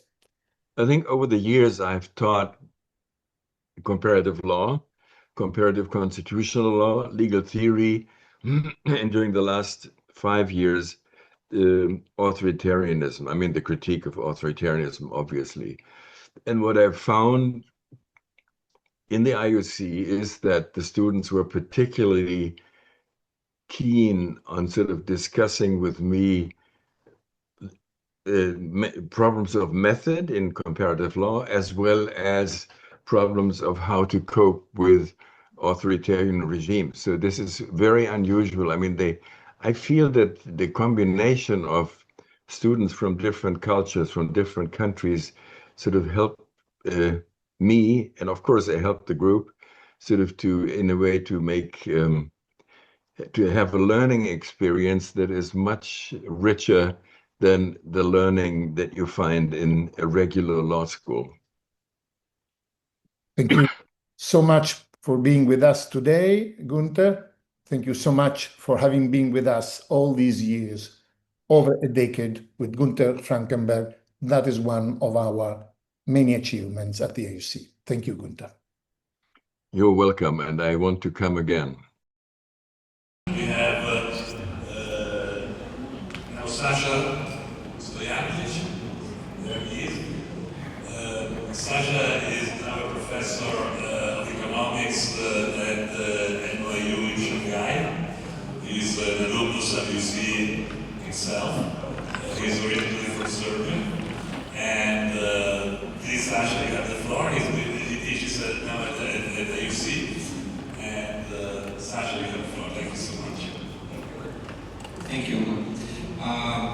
First, just a word of thanks to Ugo, who has been my teacher at IUC many years ago, and also an intellectual leader and almost a father, as I understood what commons is in broader institutional terms, because we all experience commons, and kind of put me on a path of trying to understand the world in different terms. And then also great thanks to Pepe, who has supported me in many ways like a real father would here in Turin over my years studying my PhD, also in the time of IUC. And thanks to Avi, a great professor that also was my professor at IUC, whom I learned a lot from, and now I get the privilege to comment on his speech. The speech again is not my expertise, so I'm not going to comment as much on the international legal side of this. But I did think that this comment that Avi made on Middle Eastern sovereign wealth funds buying football clubs in the UK being a bit controversial in terms of are they governments of other countries, or are they some kind of economic entities, firms that ultimately do this.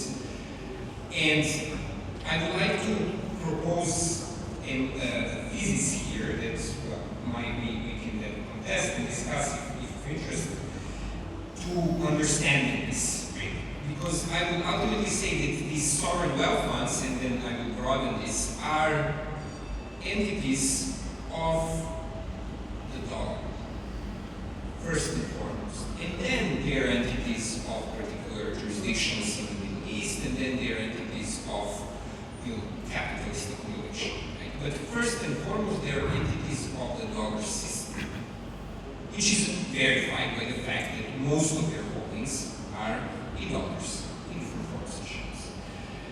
And then what I would offer to you here is a thesis on what Avi was discussing, which is this specific sovereignist projects that underlines BRICS. I would argue here that BRICS is this kind of sovereignist project precisely because it tries to resist a form of global sovereignty that we have today, that we never had before the 20th century, which is a monetary sovereignty of the dollar. And it is precisely in resisting this that institutional shapes and contours of BRICS as a project and all countries within it could be understood. So let me now give you an idea how this is. So when I listen to Avi, the author that comes to my mind first is Giovanni Arrighi.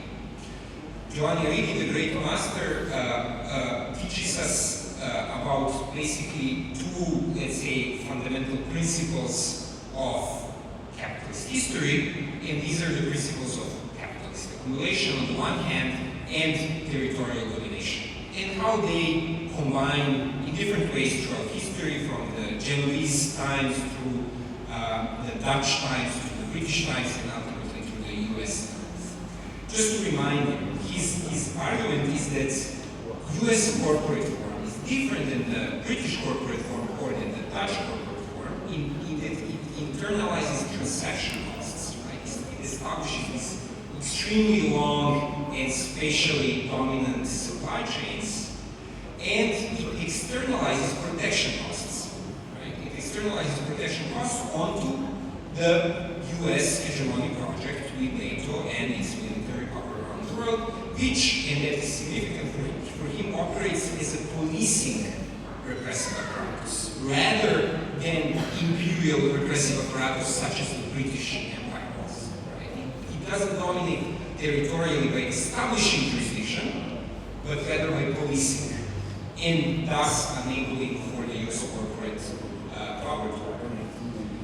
And then Arrighi, in his Brodelian kind of motivation, talks about these long centuries, right? The Genoese century, the Dutch century, the British century, and the US century of the US hegemony. And he talks about the fall of the hegemony, right? The autumn period, right? That he thinks we are in, as we were in previous cycles of accumulation. And he notices important phenomena that he kind of links to this, which is first of all financialization of the US capitals compared to its early stages in the first part of the 20th century and up to a certain point in the 20th century. It's more broadly financialized character as it is. But, and this is why I think it's very interesting to think about Arrighi today as well, he also talks about certain paradoxes. He says that, in fact, US as a hegemon is the first hegemon in the autumn phase of its hegemony to be a debtor, global debtor. It has a huge external global debt. This was not true.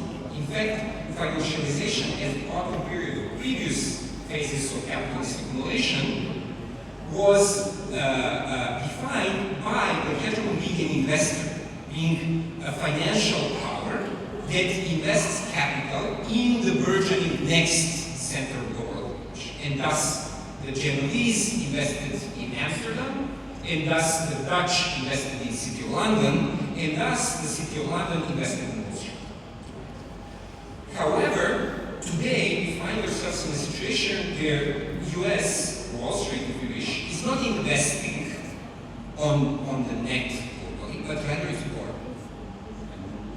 And he notices these very interesting phenomena, such as the offshore dollar.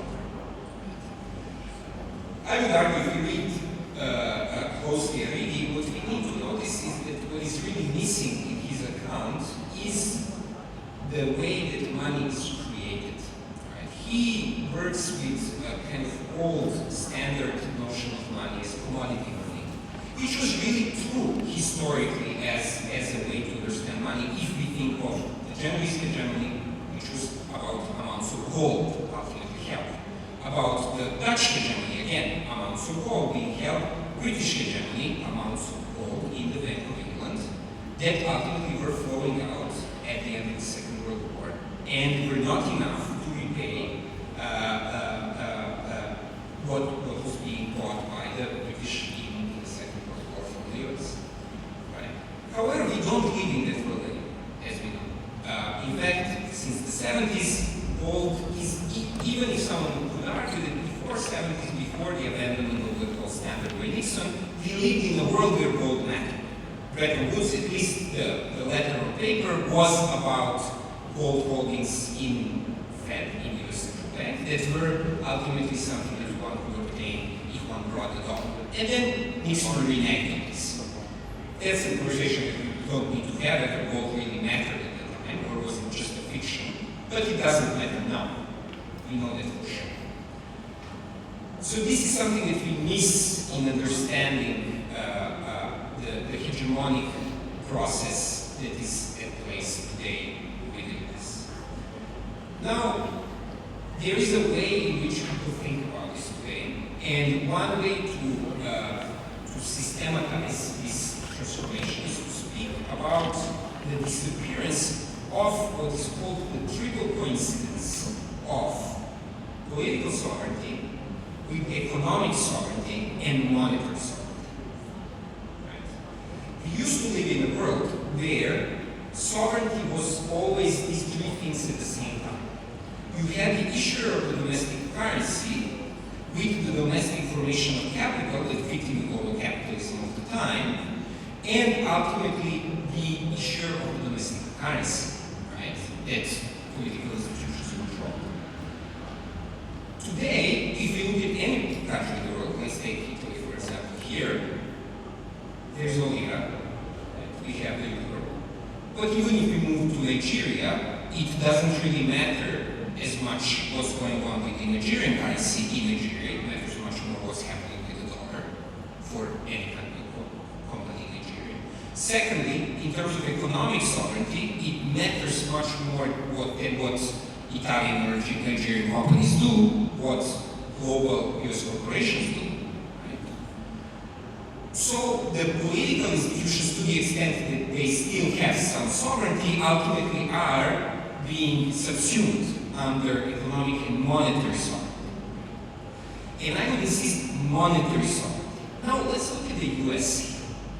If we need to interpret the US hegemony with a focus on the fact that the dollar is a global currency in a manner that pound never really was. Pound never entered the domestic monetary circuit of countries in the time when the pound was the global currency. So what we will understand ultimately is that the US hegemony is in fact dollar hegemony, where US as a government and its institutions get a privileged position, but under specific conditions. Right? It is not a blank check for the US. So the first thing we need to understand is whether this is the case, whether the dollar hegemony is really the fundamental reality of the US hegemony, or is it the US political hegemony or any other thing like that. Now, the problem in this is, I can imagine, already quite complicated to understand and wrap your minds around, and it's equally complicated for myself. But let's think about this both in terms of what is the privilege that the US extracts from the fact of the dollar hegemony, right? And what are the conditions under which it gets to extract these privileges? So what is the privilege? The privilege is ultimately that it gets to create global money by borrowing. Money is generally globally created by borrowing from banks, so the ultimate money of the global system, the dollar, is created by borrowing from Fed that creates this money. Right? Then the world uses to settle its payments to a 98%, even today. Why is this a privilege? Well, this is a privilege because, first of all, you do not need to earn in order to spend, in order to extract global resources. You simply borrow. By borrowing, you create the money and you extract global resources. Your corporations ultimately do not need to earn in a manner that in previous monetary systems they had to, with a kind of hard budget constraint. Rather, they get to ultimately depend on this capacity of the US to borrow. Right? So if we think today about whether there is a bubble in the AI sector, or even if we go back and think about whether there was a bubble in the US economy in 2008, well, there is a bubble to the extent that Fed doesn't do its job well. And you can bet that this time it will do its job well. Which means that whether the question whether OpenAI or Anthropic will ever become profitable is not important. It might even appear that they are profitable, but even if it might not appear that they dollar, and it doesn't matter in any case because whatever ends up being the case, they will be backed by the monetary power of the dollar. Right? Okay, and this US also gets to distribute to its allies this privilege, right? So Bank of England gets to have this through the swap lines and different kinds of mechanisms, right? ECB gets to have this and then distribute it to fractions of capital in the UK that operate globally, that also earn dollars, and also European corporations and maybe some other corporations in Australia or wherever. And we can see this hierarchy very clearly, who gets access to the dollar and who doesn't. Nigeria doesn't, right? Russia even less so. And I'll get to this at the end. Okay. So what is the limit, right? If I say that you live in a dollar hegemony, first and foremost, and then in the US hegemony as a second order phenomenon, what is the limit that the US has in using the privilege that it gets from the dollar hegemony? Well, anything that would jeopardize this hegemony, the fact that everybody ultimately uses the dollar to make payments, is a problem, right? Now, how does this hegemony work? And this is something that I would very much insist for everyone here to consider here. This is ultimately depending on two concepts we can introduce to explain. One is path dependency. Once someone becomes a hegemon in monetary terms, they are hegemon by the sheer fact that they have become hegemon. Number two, there's returns to scale. Monetary hegemony, ability to attract someone to use your debt as money, depends on the fact whether everybody else is using it. If we have most of the world using it, the ability to enforce this so that others continue using it, ultimately mainly depends on the fact that they, in considering how they will make payments internationally, know that everybody else will accept it, which is the case today. So, what is the problem? What's the condition? The condition is ultimately the purchasing power of the dollar in terms of the real goods and services, right? Inflation. Nothing else is really a problem. What is not a problem is the exchange rate. Because as long as ultimately you can only buy and sell in the global economy with the dollar, even if the dollar is less valuable in terms of buying other currencies, you still need it to make these payments. So what you do have to appreciate is whether these dollar holders, when they ultimately end up buying what they end up buying, whether they will be able to buy as much as previously, and whether there is a competitor in terms of currency who will hold value in purchasing power terms better. So inflation is a real problem. And we have seen that with Strait of Hormuz, right? We could argue here from this standpoint that the reason why the aggression against Iran stopped was precisely because of the inflationary pressure of the rising price of energy because of Strait of Hormuz. This was the only ultimate reason that is problematic for the US hegemonic power. Because if all these dollar holders that you can imagine around the world are going to lose purchasing power because dollar is going to face more and more inflation, well then, maybe they're going to look for something else. Here you can think of what else could that be. In fact, the interesting thing about the RMB as the Chinese currency is that it is deflation, which is not a very nice thing as a macroeconomic phenomenon, but what is good about inflation is that the purchasing power of the RMB is growing. Right? If you look year by year, the amount of goods and services that you get to buy with it is growing, unlike the dollar, right? So there you start thinking, right? Okay. Now, just to finish, I want to say that if you are in any country in BRICS and you're thinking about what comes after the end of history, if you're thinking about the way that the world is going to work tomorrow, what you're really thinking about is, number one, that how are we going to deal with the dollar hegemony, right? And not only in terms of establishing an alternative monetary hegemony that will be monetary, but rather how can we re-establish political, monetary, and economic hegemony in parts of the world that is currently completely jeopardized by the dollar. Right? How can we, as Nigeria, ultimately not be pressured and bullied by our dollar-denominated debt? Right? This is what you think. This is, I would say, the reason why the sovereignistic project of the BRICS looks like it does. This is my argument. And let me just finish with two illustrations. Think of Russia.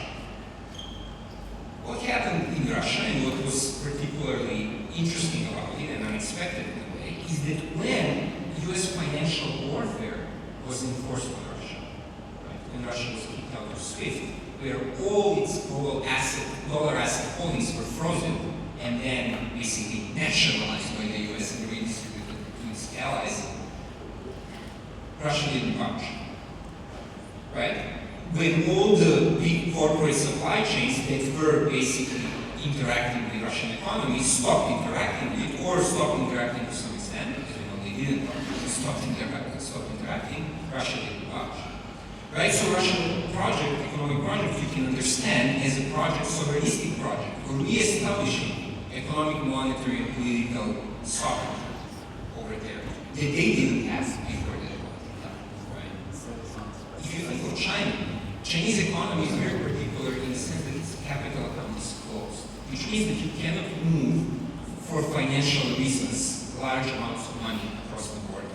If you own capital in China, if you have a lot of money, if you're a wealth holder in China, your only option is to invest in China.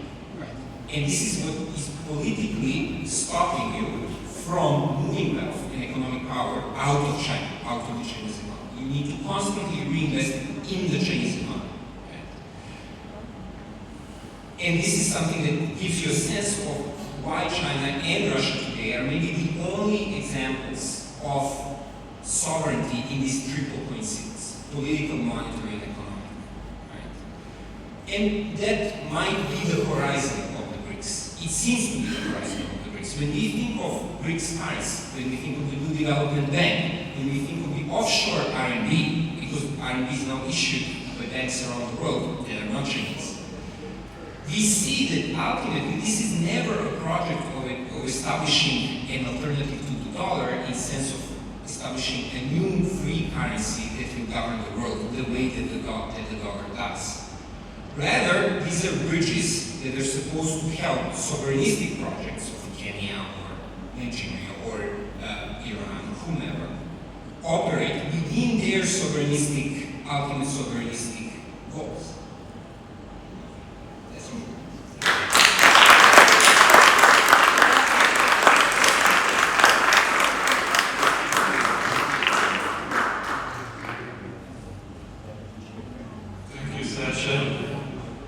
We have economists that use the brain, which is a very scarce currency today. So thank you very much. It was a very, very interesting and illuminating speech on the political economy hegemony, basically.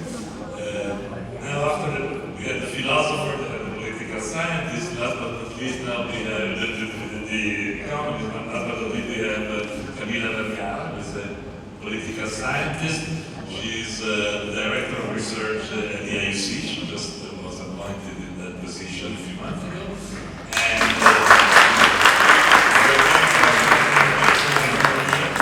And so Camila has a long experience in academia in the United States, in England, and she's more famous for her book on systemic corruption, which is published, I think, in 2020 by recent University Press. It's an amazing book. And Camila, please, you have the floor. Thank you.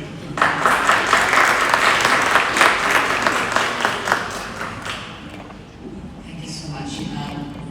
Thank you so much for the invitation to be part of this project. I'm honored to be part of IUC.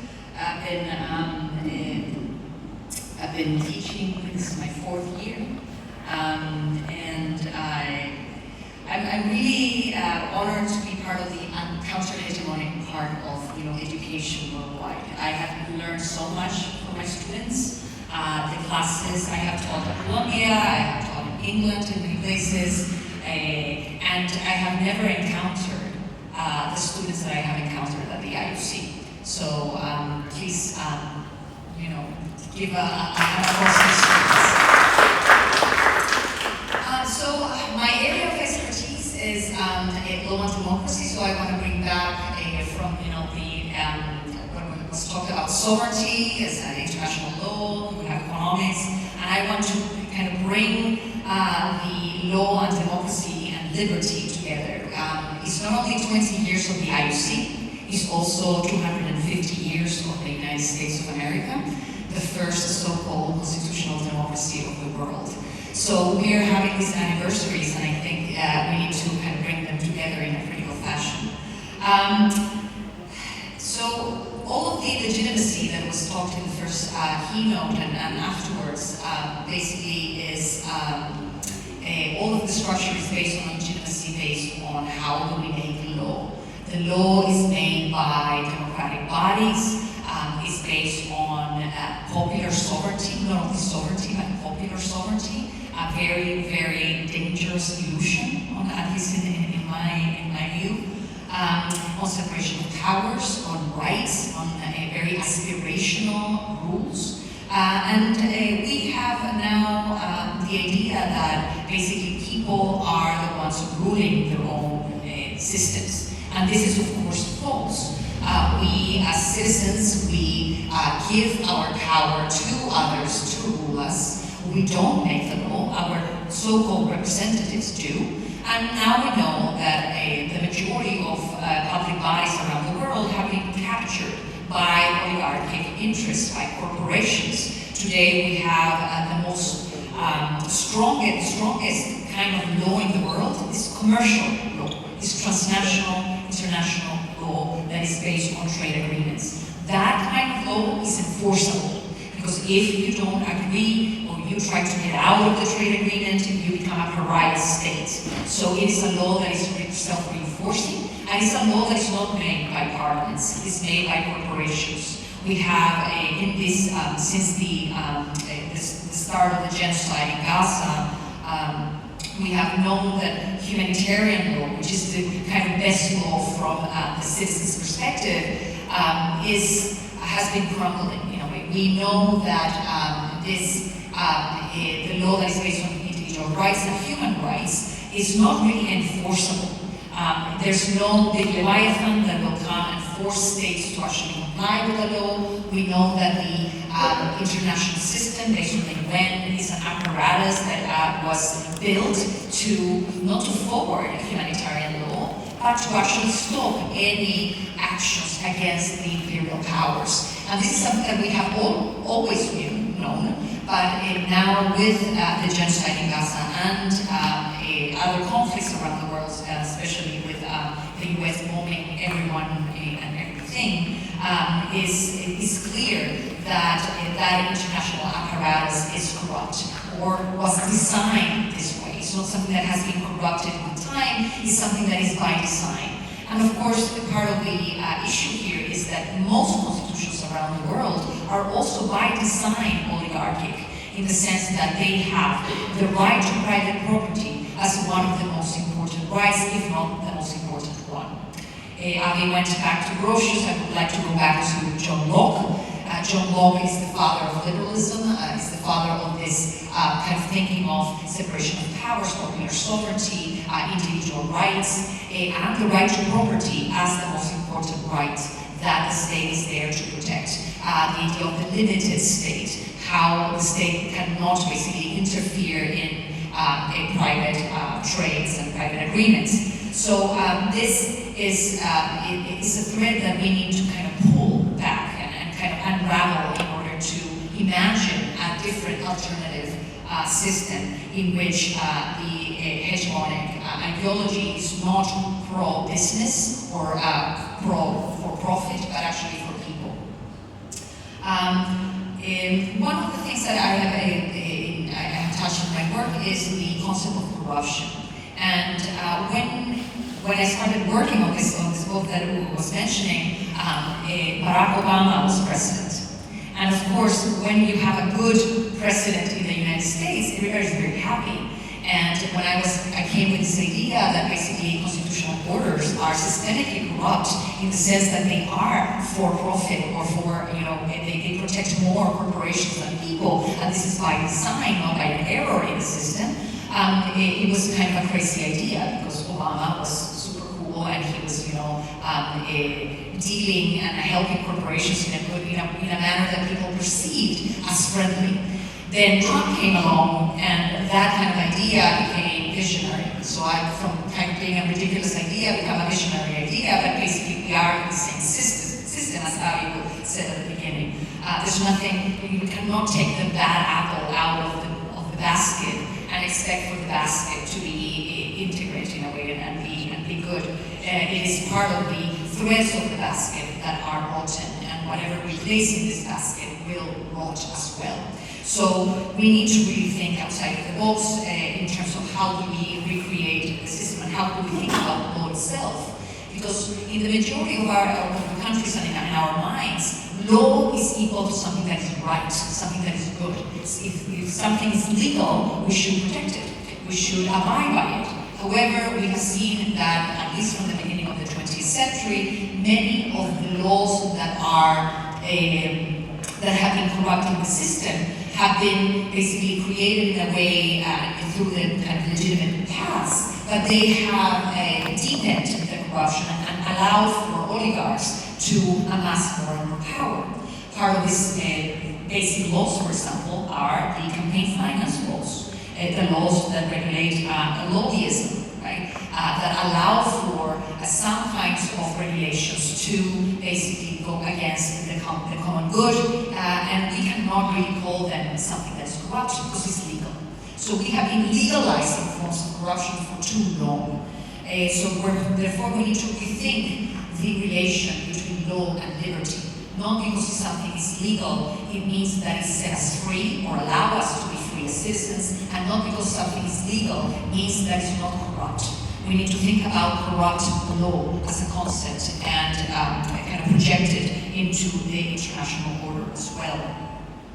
We have seen, and then also Avi touched upon this, on how part of the global south has been suffering the encroachment of sovereignty and the power that nations have to create their own rules, especially in the Americas, where trade agreements have basically foreclosed any paths to development and any paths to nationalization of basic resources. And basically they are, this is what I have been teaching in the classes from, environmental law is seen as, regulation is seen as a creeping expropriation. Any regulation that is there to curtail or shape basically the form of business is understood as a form of expropriation and is denied. So therefore, the states have no real power to create plans of development and take back power from corporations. Their hands are tied. And this is something that we really need to take into account when we see law, and especially international law, and how to get out of it. So how can we think about a different system? And I think here I want to kind of throw a wrench into the argument that was laid out. Because for me, the word sovereignty itself is very problematic. So sovereignty is a medieval word. Sovereignty means the absolute power over territory and people. And this is something that basically was the prerogative of absolute sovereigns throughout Europe, kings. And this was basically translated into popular sovereignty. But popular sovereignty is an illusion. We don't have more power because someone just says we are sovereign, right? And so in a way, that power itself is very problematic. And we see it in Latin America with sovereign states basically pacting with corporations and creating hybrid companies that go and extract and exploit. So in a way, the state is really complicit. It's not only protecting corporations, but being complicit in the exploitation of their own populations. So I don't think the solution is to bring back sovereignty. And one of the issues here is the BRICS group does not offer any alternatives. It offers another pole of power in this multipolarity that doesn't offer a new counter-hegemonic logic. I think the only resource that we have now of any counter-hegemonic narrative comes from the real margins, comes from the countries and the people that are not really in power and they're not really sovereign and think differently about how we need to relate to others and to nature. And I here want to refer to two innovations that come from the Americas. One is the rights of nature, so all the jurisprudence and regulations that come from the idea of the relation between humans and nature, not thought about as property, but actually something of a stewardship. So it's something that comes from indigenous cosmologies that's completely, radically different from our Western understanding. That does not rely on rights. And here again is the idea of rights of nature is inherently a contradiction because the word right itself contains the idea of property within it, as Locke would say. So we have rights to our bodies, we are property owners of our bodies, if you will. So we cannot be really property owners of, of nature. However, the rights of nature jurisprudence offers an out, in a way, of this paradigm. That is uneasy because it's a hybrid, right? And lawyers do not really like this kind of rights of nature jurisprudence because that doesn't make much sense. However, if you study a little bit of the history of the decolonial progress in Latin America, rights and law has always been used by indigenous peoples to fight back, in a way to hack the system and change it. And the other set of rights is, of course, the rights of indigenous peoples, which are also kind of very far away from BRICS. China was the one that pushed for indigenous rights through the ILO, famously. However, China does not entertain rights of indigenous peoples. They do not have them, they don't want them, and it's not really part of the jurisprudence of the BRICS nations. There are from Colombia and from Bolivia and Ecuador and Mexico and other countries that are pushing for not just paying lip service to indigenous rights, but actually using indigenous rights with the rights of nature and the right of individuals and communities to live in an environment that is free of pollution and that you have access to natural resources. So at least in the Americas, the new jurisprudence is that you combine these new rights that are collective rights and therefore are not really part of the paradigm of individual rights that we are used to. And if you combine it, that could be a very powerful weapon against the kind of logic of profit and extraction that is prevalent around the world. I think that is an out, and I want to kind of give a more positive view of how can we use law in order to subvert that kind of Western hegemonic narrative of law itself. And going back to the sovereignty of states, I am not, again, I see that Avi is more like it has an anarchist bent, doesn't want, doesn't like authority, me neither. We're both in that realm. However, I think the state needs to have power to subdue the oligarchs. And this is something that any sovereign state do not have. No sovereign state really has at least enacted the power to control their own multimillionaires in their own borders. They are transnational and nobody wants to touch them. The only thing that doesn't have a limit in our world is accumulation. Accumulation is endless, there's no limit to it, and the kind of triumph of oligarchy is that we believe that accumulation, that endless accumulation of wealth is natural and people deserve it somehow.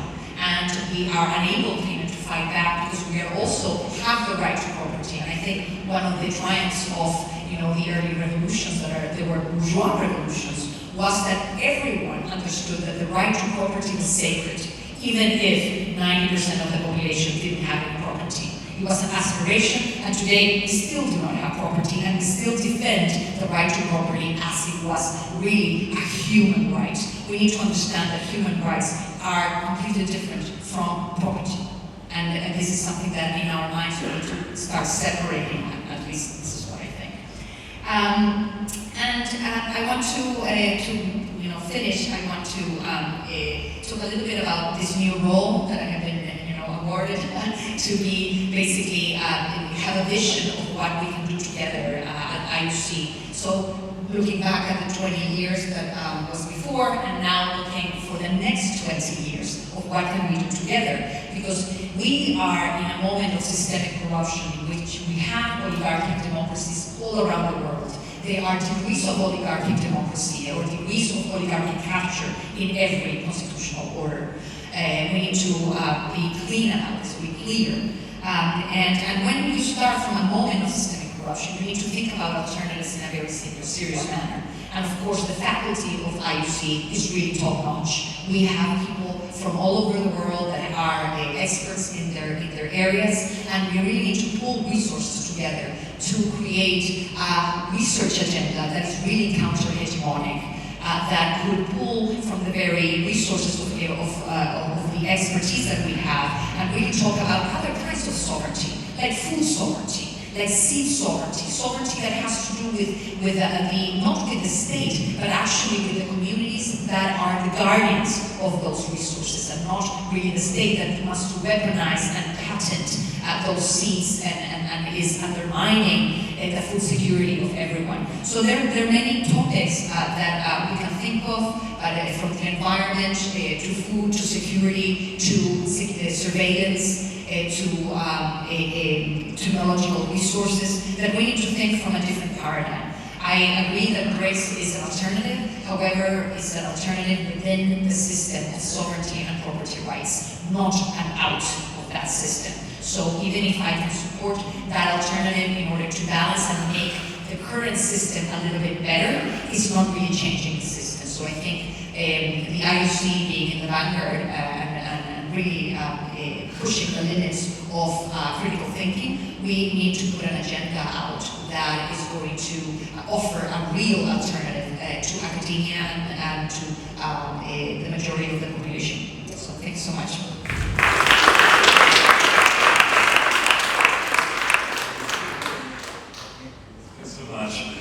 We're almost at the end of the show, but let me try to put together some thoughts.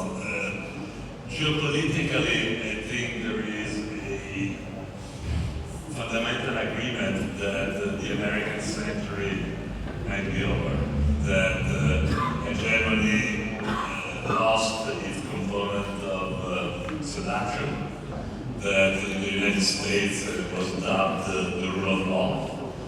And after World War II, the most important key of American hegemony has been the capacity to preach everybody else in the world that they had the rule of law, and we didn't. That because of the absence of the rule of law, Hitler went to power. Because of the absence of the rule of law, Mussolini went to power. Because of the absence of the rule of law, Japan invaded Manchuria. So all of that was a way to say you lack something, and this something is us. It's the way we do it. Okay? So the attitude of the white man's burden that was already developed very nicely by Woodrow Wilson, and even before that, became the currency of international agenda. And everybody said it. It was not just something that was within the United States and the so-called West, but was part of the whole capitalist system. With of course the exception of the Soviet Union, which of course the exception of China, with of course the exception of those countries that opted for a socialist option. And one of the most important critiques of the Marxist theory, from Cacciari to Lucas and others, was basically to say, the rule of law is just a projection of the trade relationship, of the exchange relationship that is typical in the transformation of use value into exchange value. And the rule of law is something that hides, is an ideology because it hides conditions of need that are completely different, and is therefore a class-specific Then there was the fall of the Berlin Wall, there was the fall of socialism, the end of history and all of the narrative, and all of that was a triumph of rule of law ideology, a huge triumph. The notion that, because we didn't have the rule of law, we ended up in fascism and authoritarianism was deployed and accepted by many, including, in a way, at least until the beginning of last century, by China. Okay?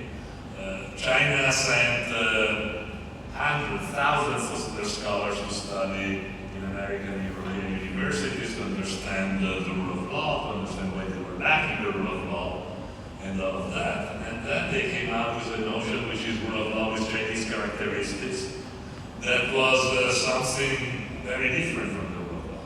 Because the rule of law is facticism. One of the ideas of the bourgeois rule of law is a facticism of legality. You mentioned that very nicely. Just because something is legal is good. The point is that just because something is legal is not necessarily good. Actually, probably because certain things are legal in capitalist extraction, they are bad. 2008, with Laura Nader, we wrote Plunder, and the subtitle of Plunder was When the Rule of Law is Illegal. And I remember very much when we were going around to present the book and doing the universities, people say, oh, how is it possible that the rule of law is illegal? If it's the rule of law, it's by definition not illegal.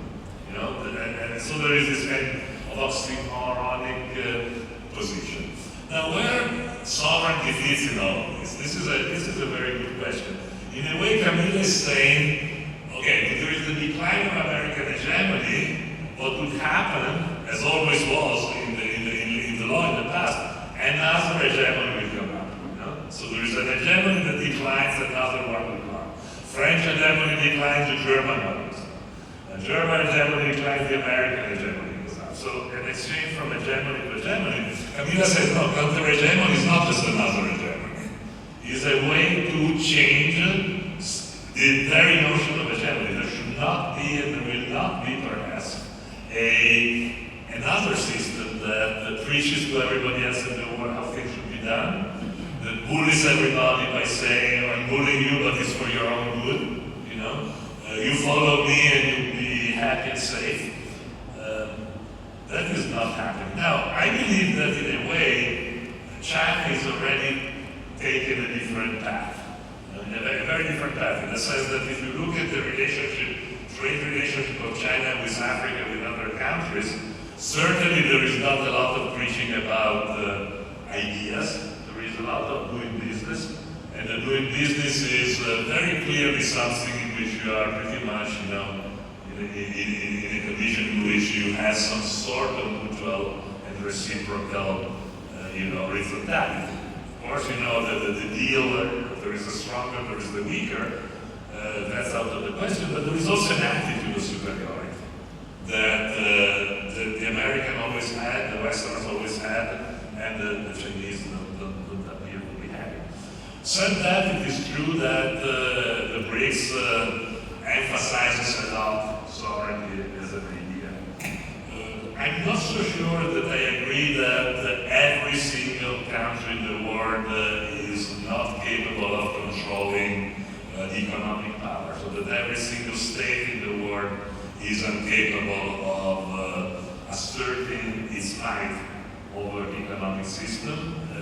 As far as I know, both China and Russia are capable of some very tight control and some very strong control. And I think what Sasha said was very interesting, actually. It increased their might the moment in which they got out of the dollar hegemony, which is a concept that he developed in his talk so far. So that's an open question. I believe that we missed a little bit today, this morning, in the discussion. We missed a little bit the aspect of the technological transformation and the elaboration of it. Because we are still, we're not a law school, and as we see, we haven't been only dealing with law. We had a lot of non-lawyers participating, but some sort of legocentrism is still around us in our observations of geopolitics. Perhaps the law, however, is itself incompatible with the idea of sovereignty. I don't think sovereignty is a legal concept. Sovereignty is a concept, is a political concept. It's based on friend and enemy logic. You know? I have the sovereign power. I exercise. The sovereign power exists exactly because I do exactly what I want to do, no matter what is the relation with the other. So it's a non-relational, autistic concept. Okay? I'm the sovereign. I do whatever I want, which is the old idea of private property. You know? The origins are pretty much the same. I'm the owner. I have the soul and the smoking dominion. You know? I'm the sovereign. I have the soul and the smoking dominion. These are not legal concepts. Law is about principles. Law is about motivations. Law is about giving reasons for the decisions. Whereas sovereignty is not about that. Sovereignty is, who's my friend, who's against me. A political decision doesn't allow anybody to second guess the choice. I want to put my donkey in the Senate, I can do it. That's a political act. Okay? If I'm not a sovereign, I cannot put my donkey in that job. I have to get the best person possible for that particular job. That would be a decision that is motivated. Okay? Now, lawyer developed principles, developed ideas of decisions based on some rationality. You know, maybe the rationality of God, maybe the rationality of the brain, maybe the rationality of ideas stemming from the bottom up, from the ground, but there is still an idea of motivating things. Not of, the law is not arbitrary. The law is not arbitrary. Now, technology is arbitrary. This is the point. I think that today, the take it or leave it, de facto logic of the stronger pervaded the technology, because the algorithm is already something that is based on a very binary situation. Either in or out. Either I agree with Facebook or I don't use Facebook. Either I agree with Zoom or I don't use Zoom. So the logic of surveillance and the logic of the algorithm is everything except a legal logic. It's much more again the logic of friend and enemy. It's much more a sovereign logic. And this is why Varoufakis was able to say, well, these guys are sovereign. You know, indeed they are sovereign. Because they can kick me out of the platform with no reason whatsoever, without giving any motivation. I have no place where to second guess the decision. You're out of here because I don't like your face. I don't like what you think. I don't like you, period, you know? I can do it because I have the power to do it. You're an enemy, I only have to give access to my friends. Okay? Now, if the logic of the algorithm and the logic of technology is pervading the legal sphere, which seems to me it happened, because part of the political success of the legal project, you know, the false consciousness generated by rule of law ideology, was exactly the logic of saying, of pretending that nothing is arbitrary, everything is actually the good, so to say, principles of an order organization. You know? I'm the white man, I'm smarter than you, I'm better than you, I can, you know, I'm better technologically, and therefore I can teach you, and therefore you should follow me. And capital accumulation required the law. Without, this morning came out very nicely, you know, Grotius, no Locke, no Doman, all these people, no capital accumulation. Who was saying that the Mongol Empire didn't have the capital corporation? I think it was part of Avi's fantastic lecture, you know? The only difference was that they were lacking that particular institution of capital accumulation that happened to be the really important one. Because history, in retrospect, told us that that was the single most important innovation that was created in the political economy of capital accumulation, right? The capital corporation. Those guys didn't have it. And therefore, you know, they ended up on the losing side of externalities because they didn't have that. You know, maybe simplifying, but it looks pretty clear. Now, the point is that the law is probably not needed anymore on the platform to accumulate capital. Whereas the law was needed to accumulate capital before the platforms. before the internet, before the technological frontier, today you can accumulate capital very well by the take it or leave it logic, by the friend and enemy logic, you know. The very wealthy one, Mr. Bezos or these other guys don't really need the law.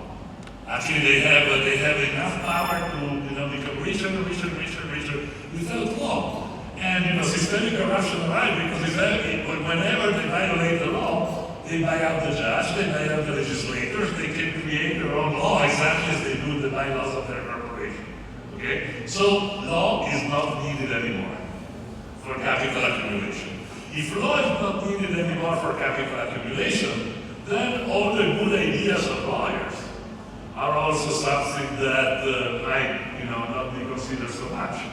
One thing is, if lawyers are necessary for your capital accumulation, then they come there and say, oh, look, children should not work, or ladies should not be enslaved, or women should have equal rights as men, or all these kind of things. And the capitalists wouldn't like it, because capitalists like to exploit children, like to exploit women, like to exploit nation, like to exploit everything. But if they tell me that they shouldn't, maybe they don't, because otherwise they don't cooperate with me anymore, and so they have a bargaining power. This bargaining power seems to be gone. So where is this bargaining power now? That's a big question. If the bargaining power, BRICS to me is an interesting experiment because it is where some bargaining power is still there.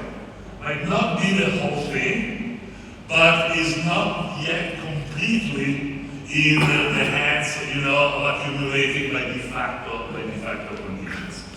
And so the nice thing to do, and this I think is the BRICS project we're trying to work out here, is to understand whether it's possible to imagine the development of a system which is alternative to the West, which is potentially counter-hegemonic, that doesn't turn into hegemony, but becomes something different in the way in which capital is accumulated to maintain some sort of service to the humans or to the nature or to this kind of things. Now, how should we do that? I don't know. There is a lot of work to be done just to know what is going on. Just what is the real ideas of the law that is shared by those countries, if there is anything. Whether there are principles that can be developed and understood as principles that are persuasive of societies, in countries different from ours.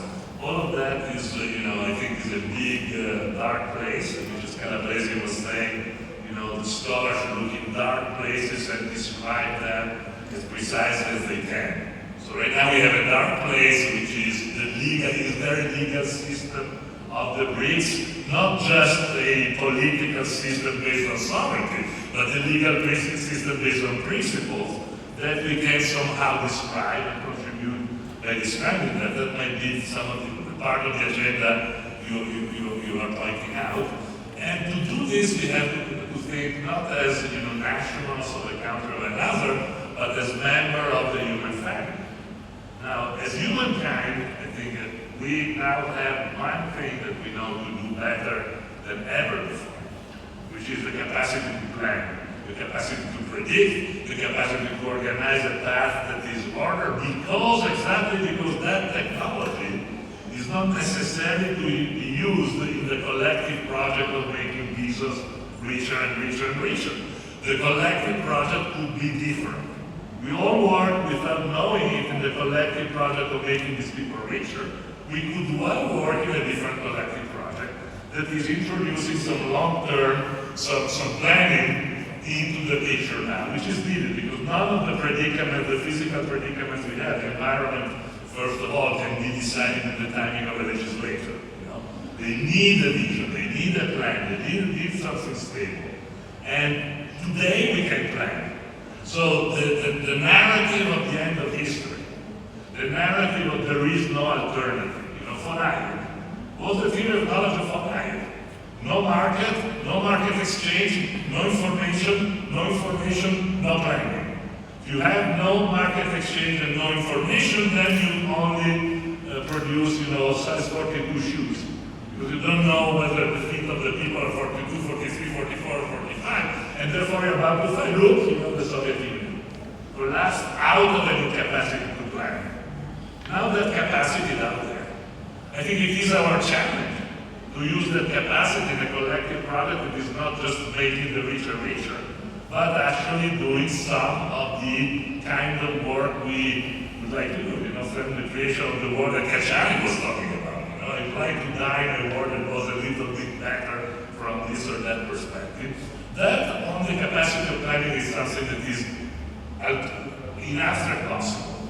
And when we find the mind for that, and this is where I think that we should work on understanding those places in which we didn't go so far in systemic corruption as we did in the West, and there are perhaps some of those places around. It's a very, very long-term job, but it's a job that we should start to do right now. And I hope that we started, in 20 years ago perhaps, and let's keep going. And thank you very much. It was a fantastic occasion. If there are questions, I don't want to close anybody else. So if there is someone that wants to comment or to intervene, we still can take 3 or 4 minutes. Otherwise, we're done. It's for. Thank you so much.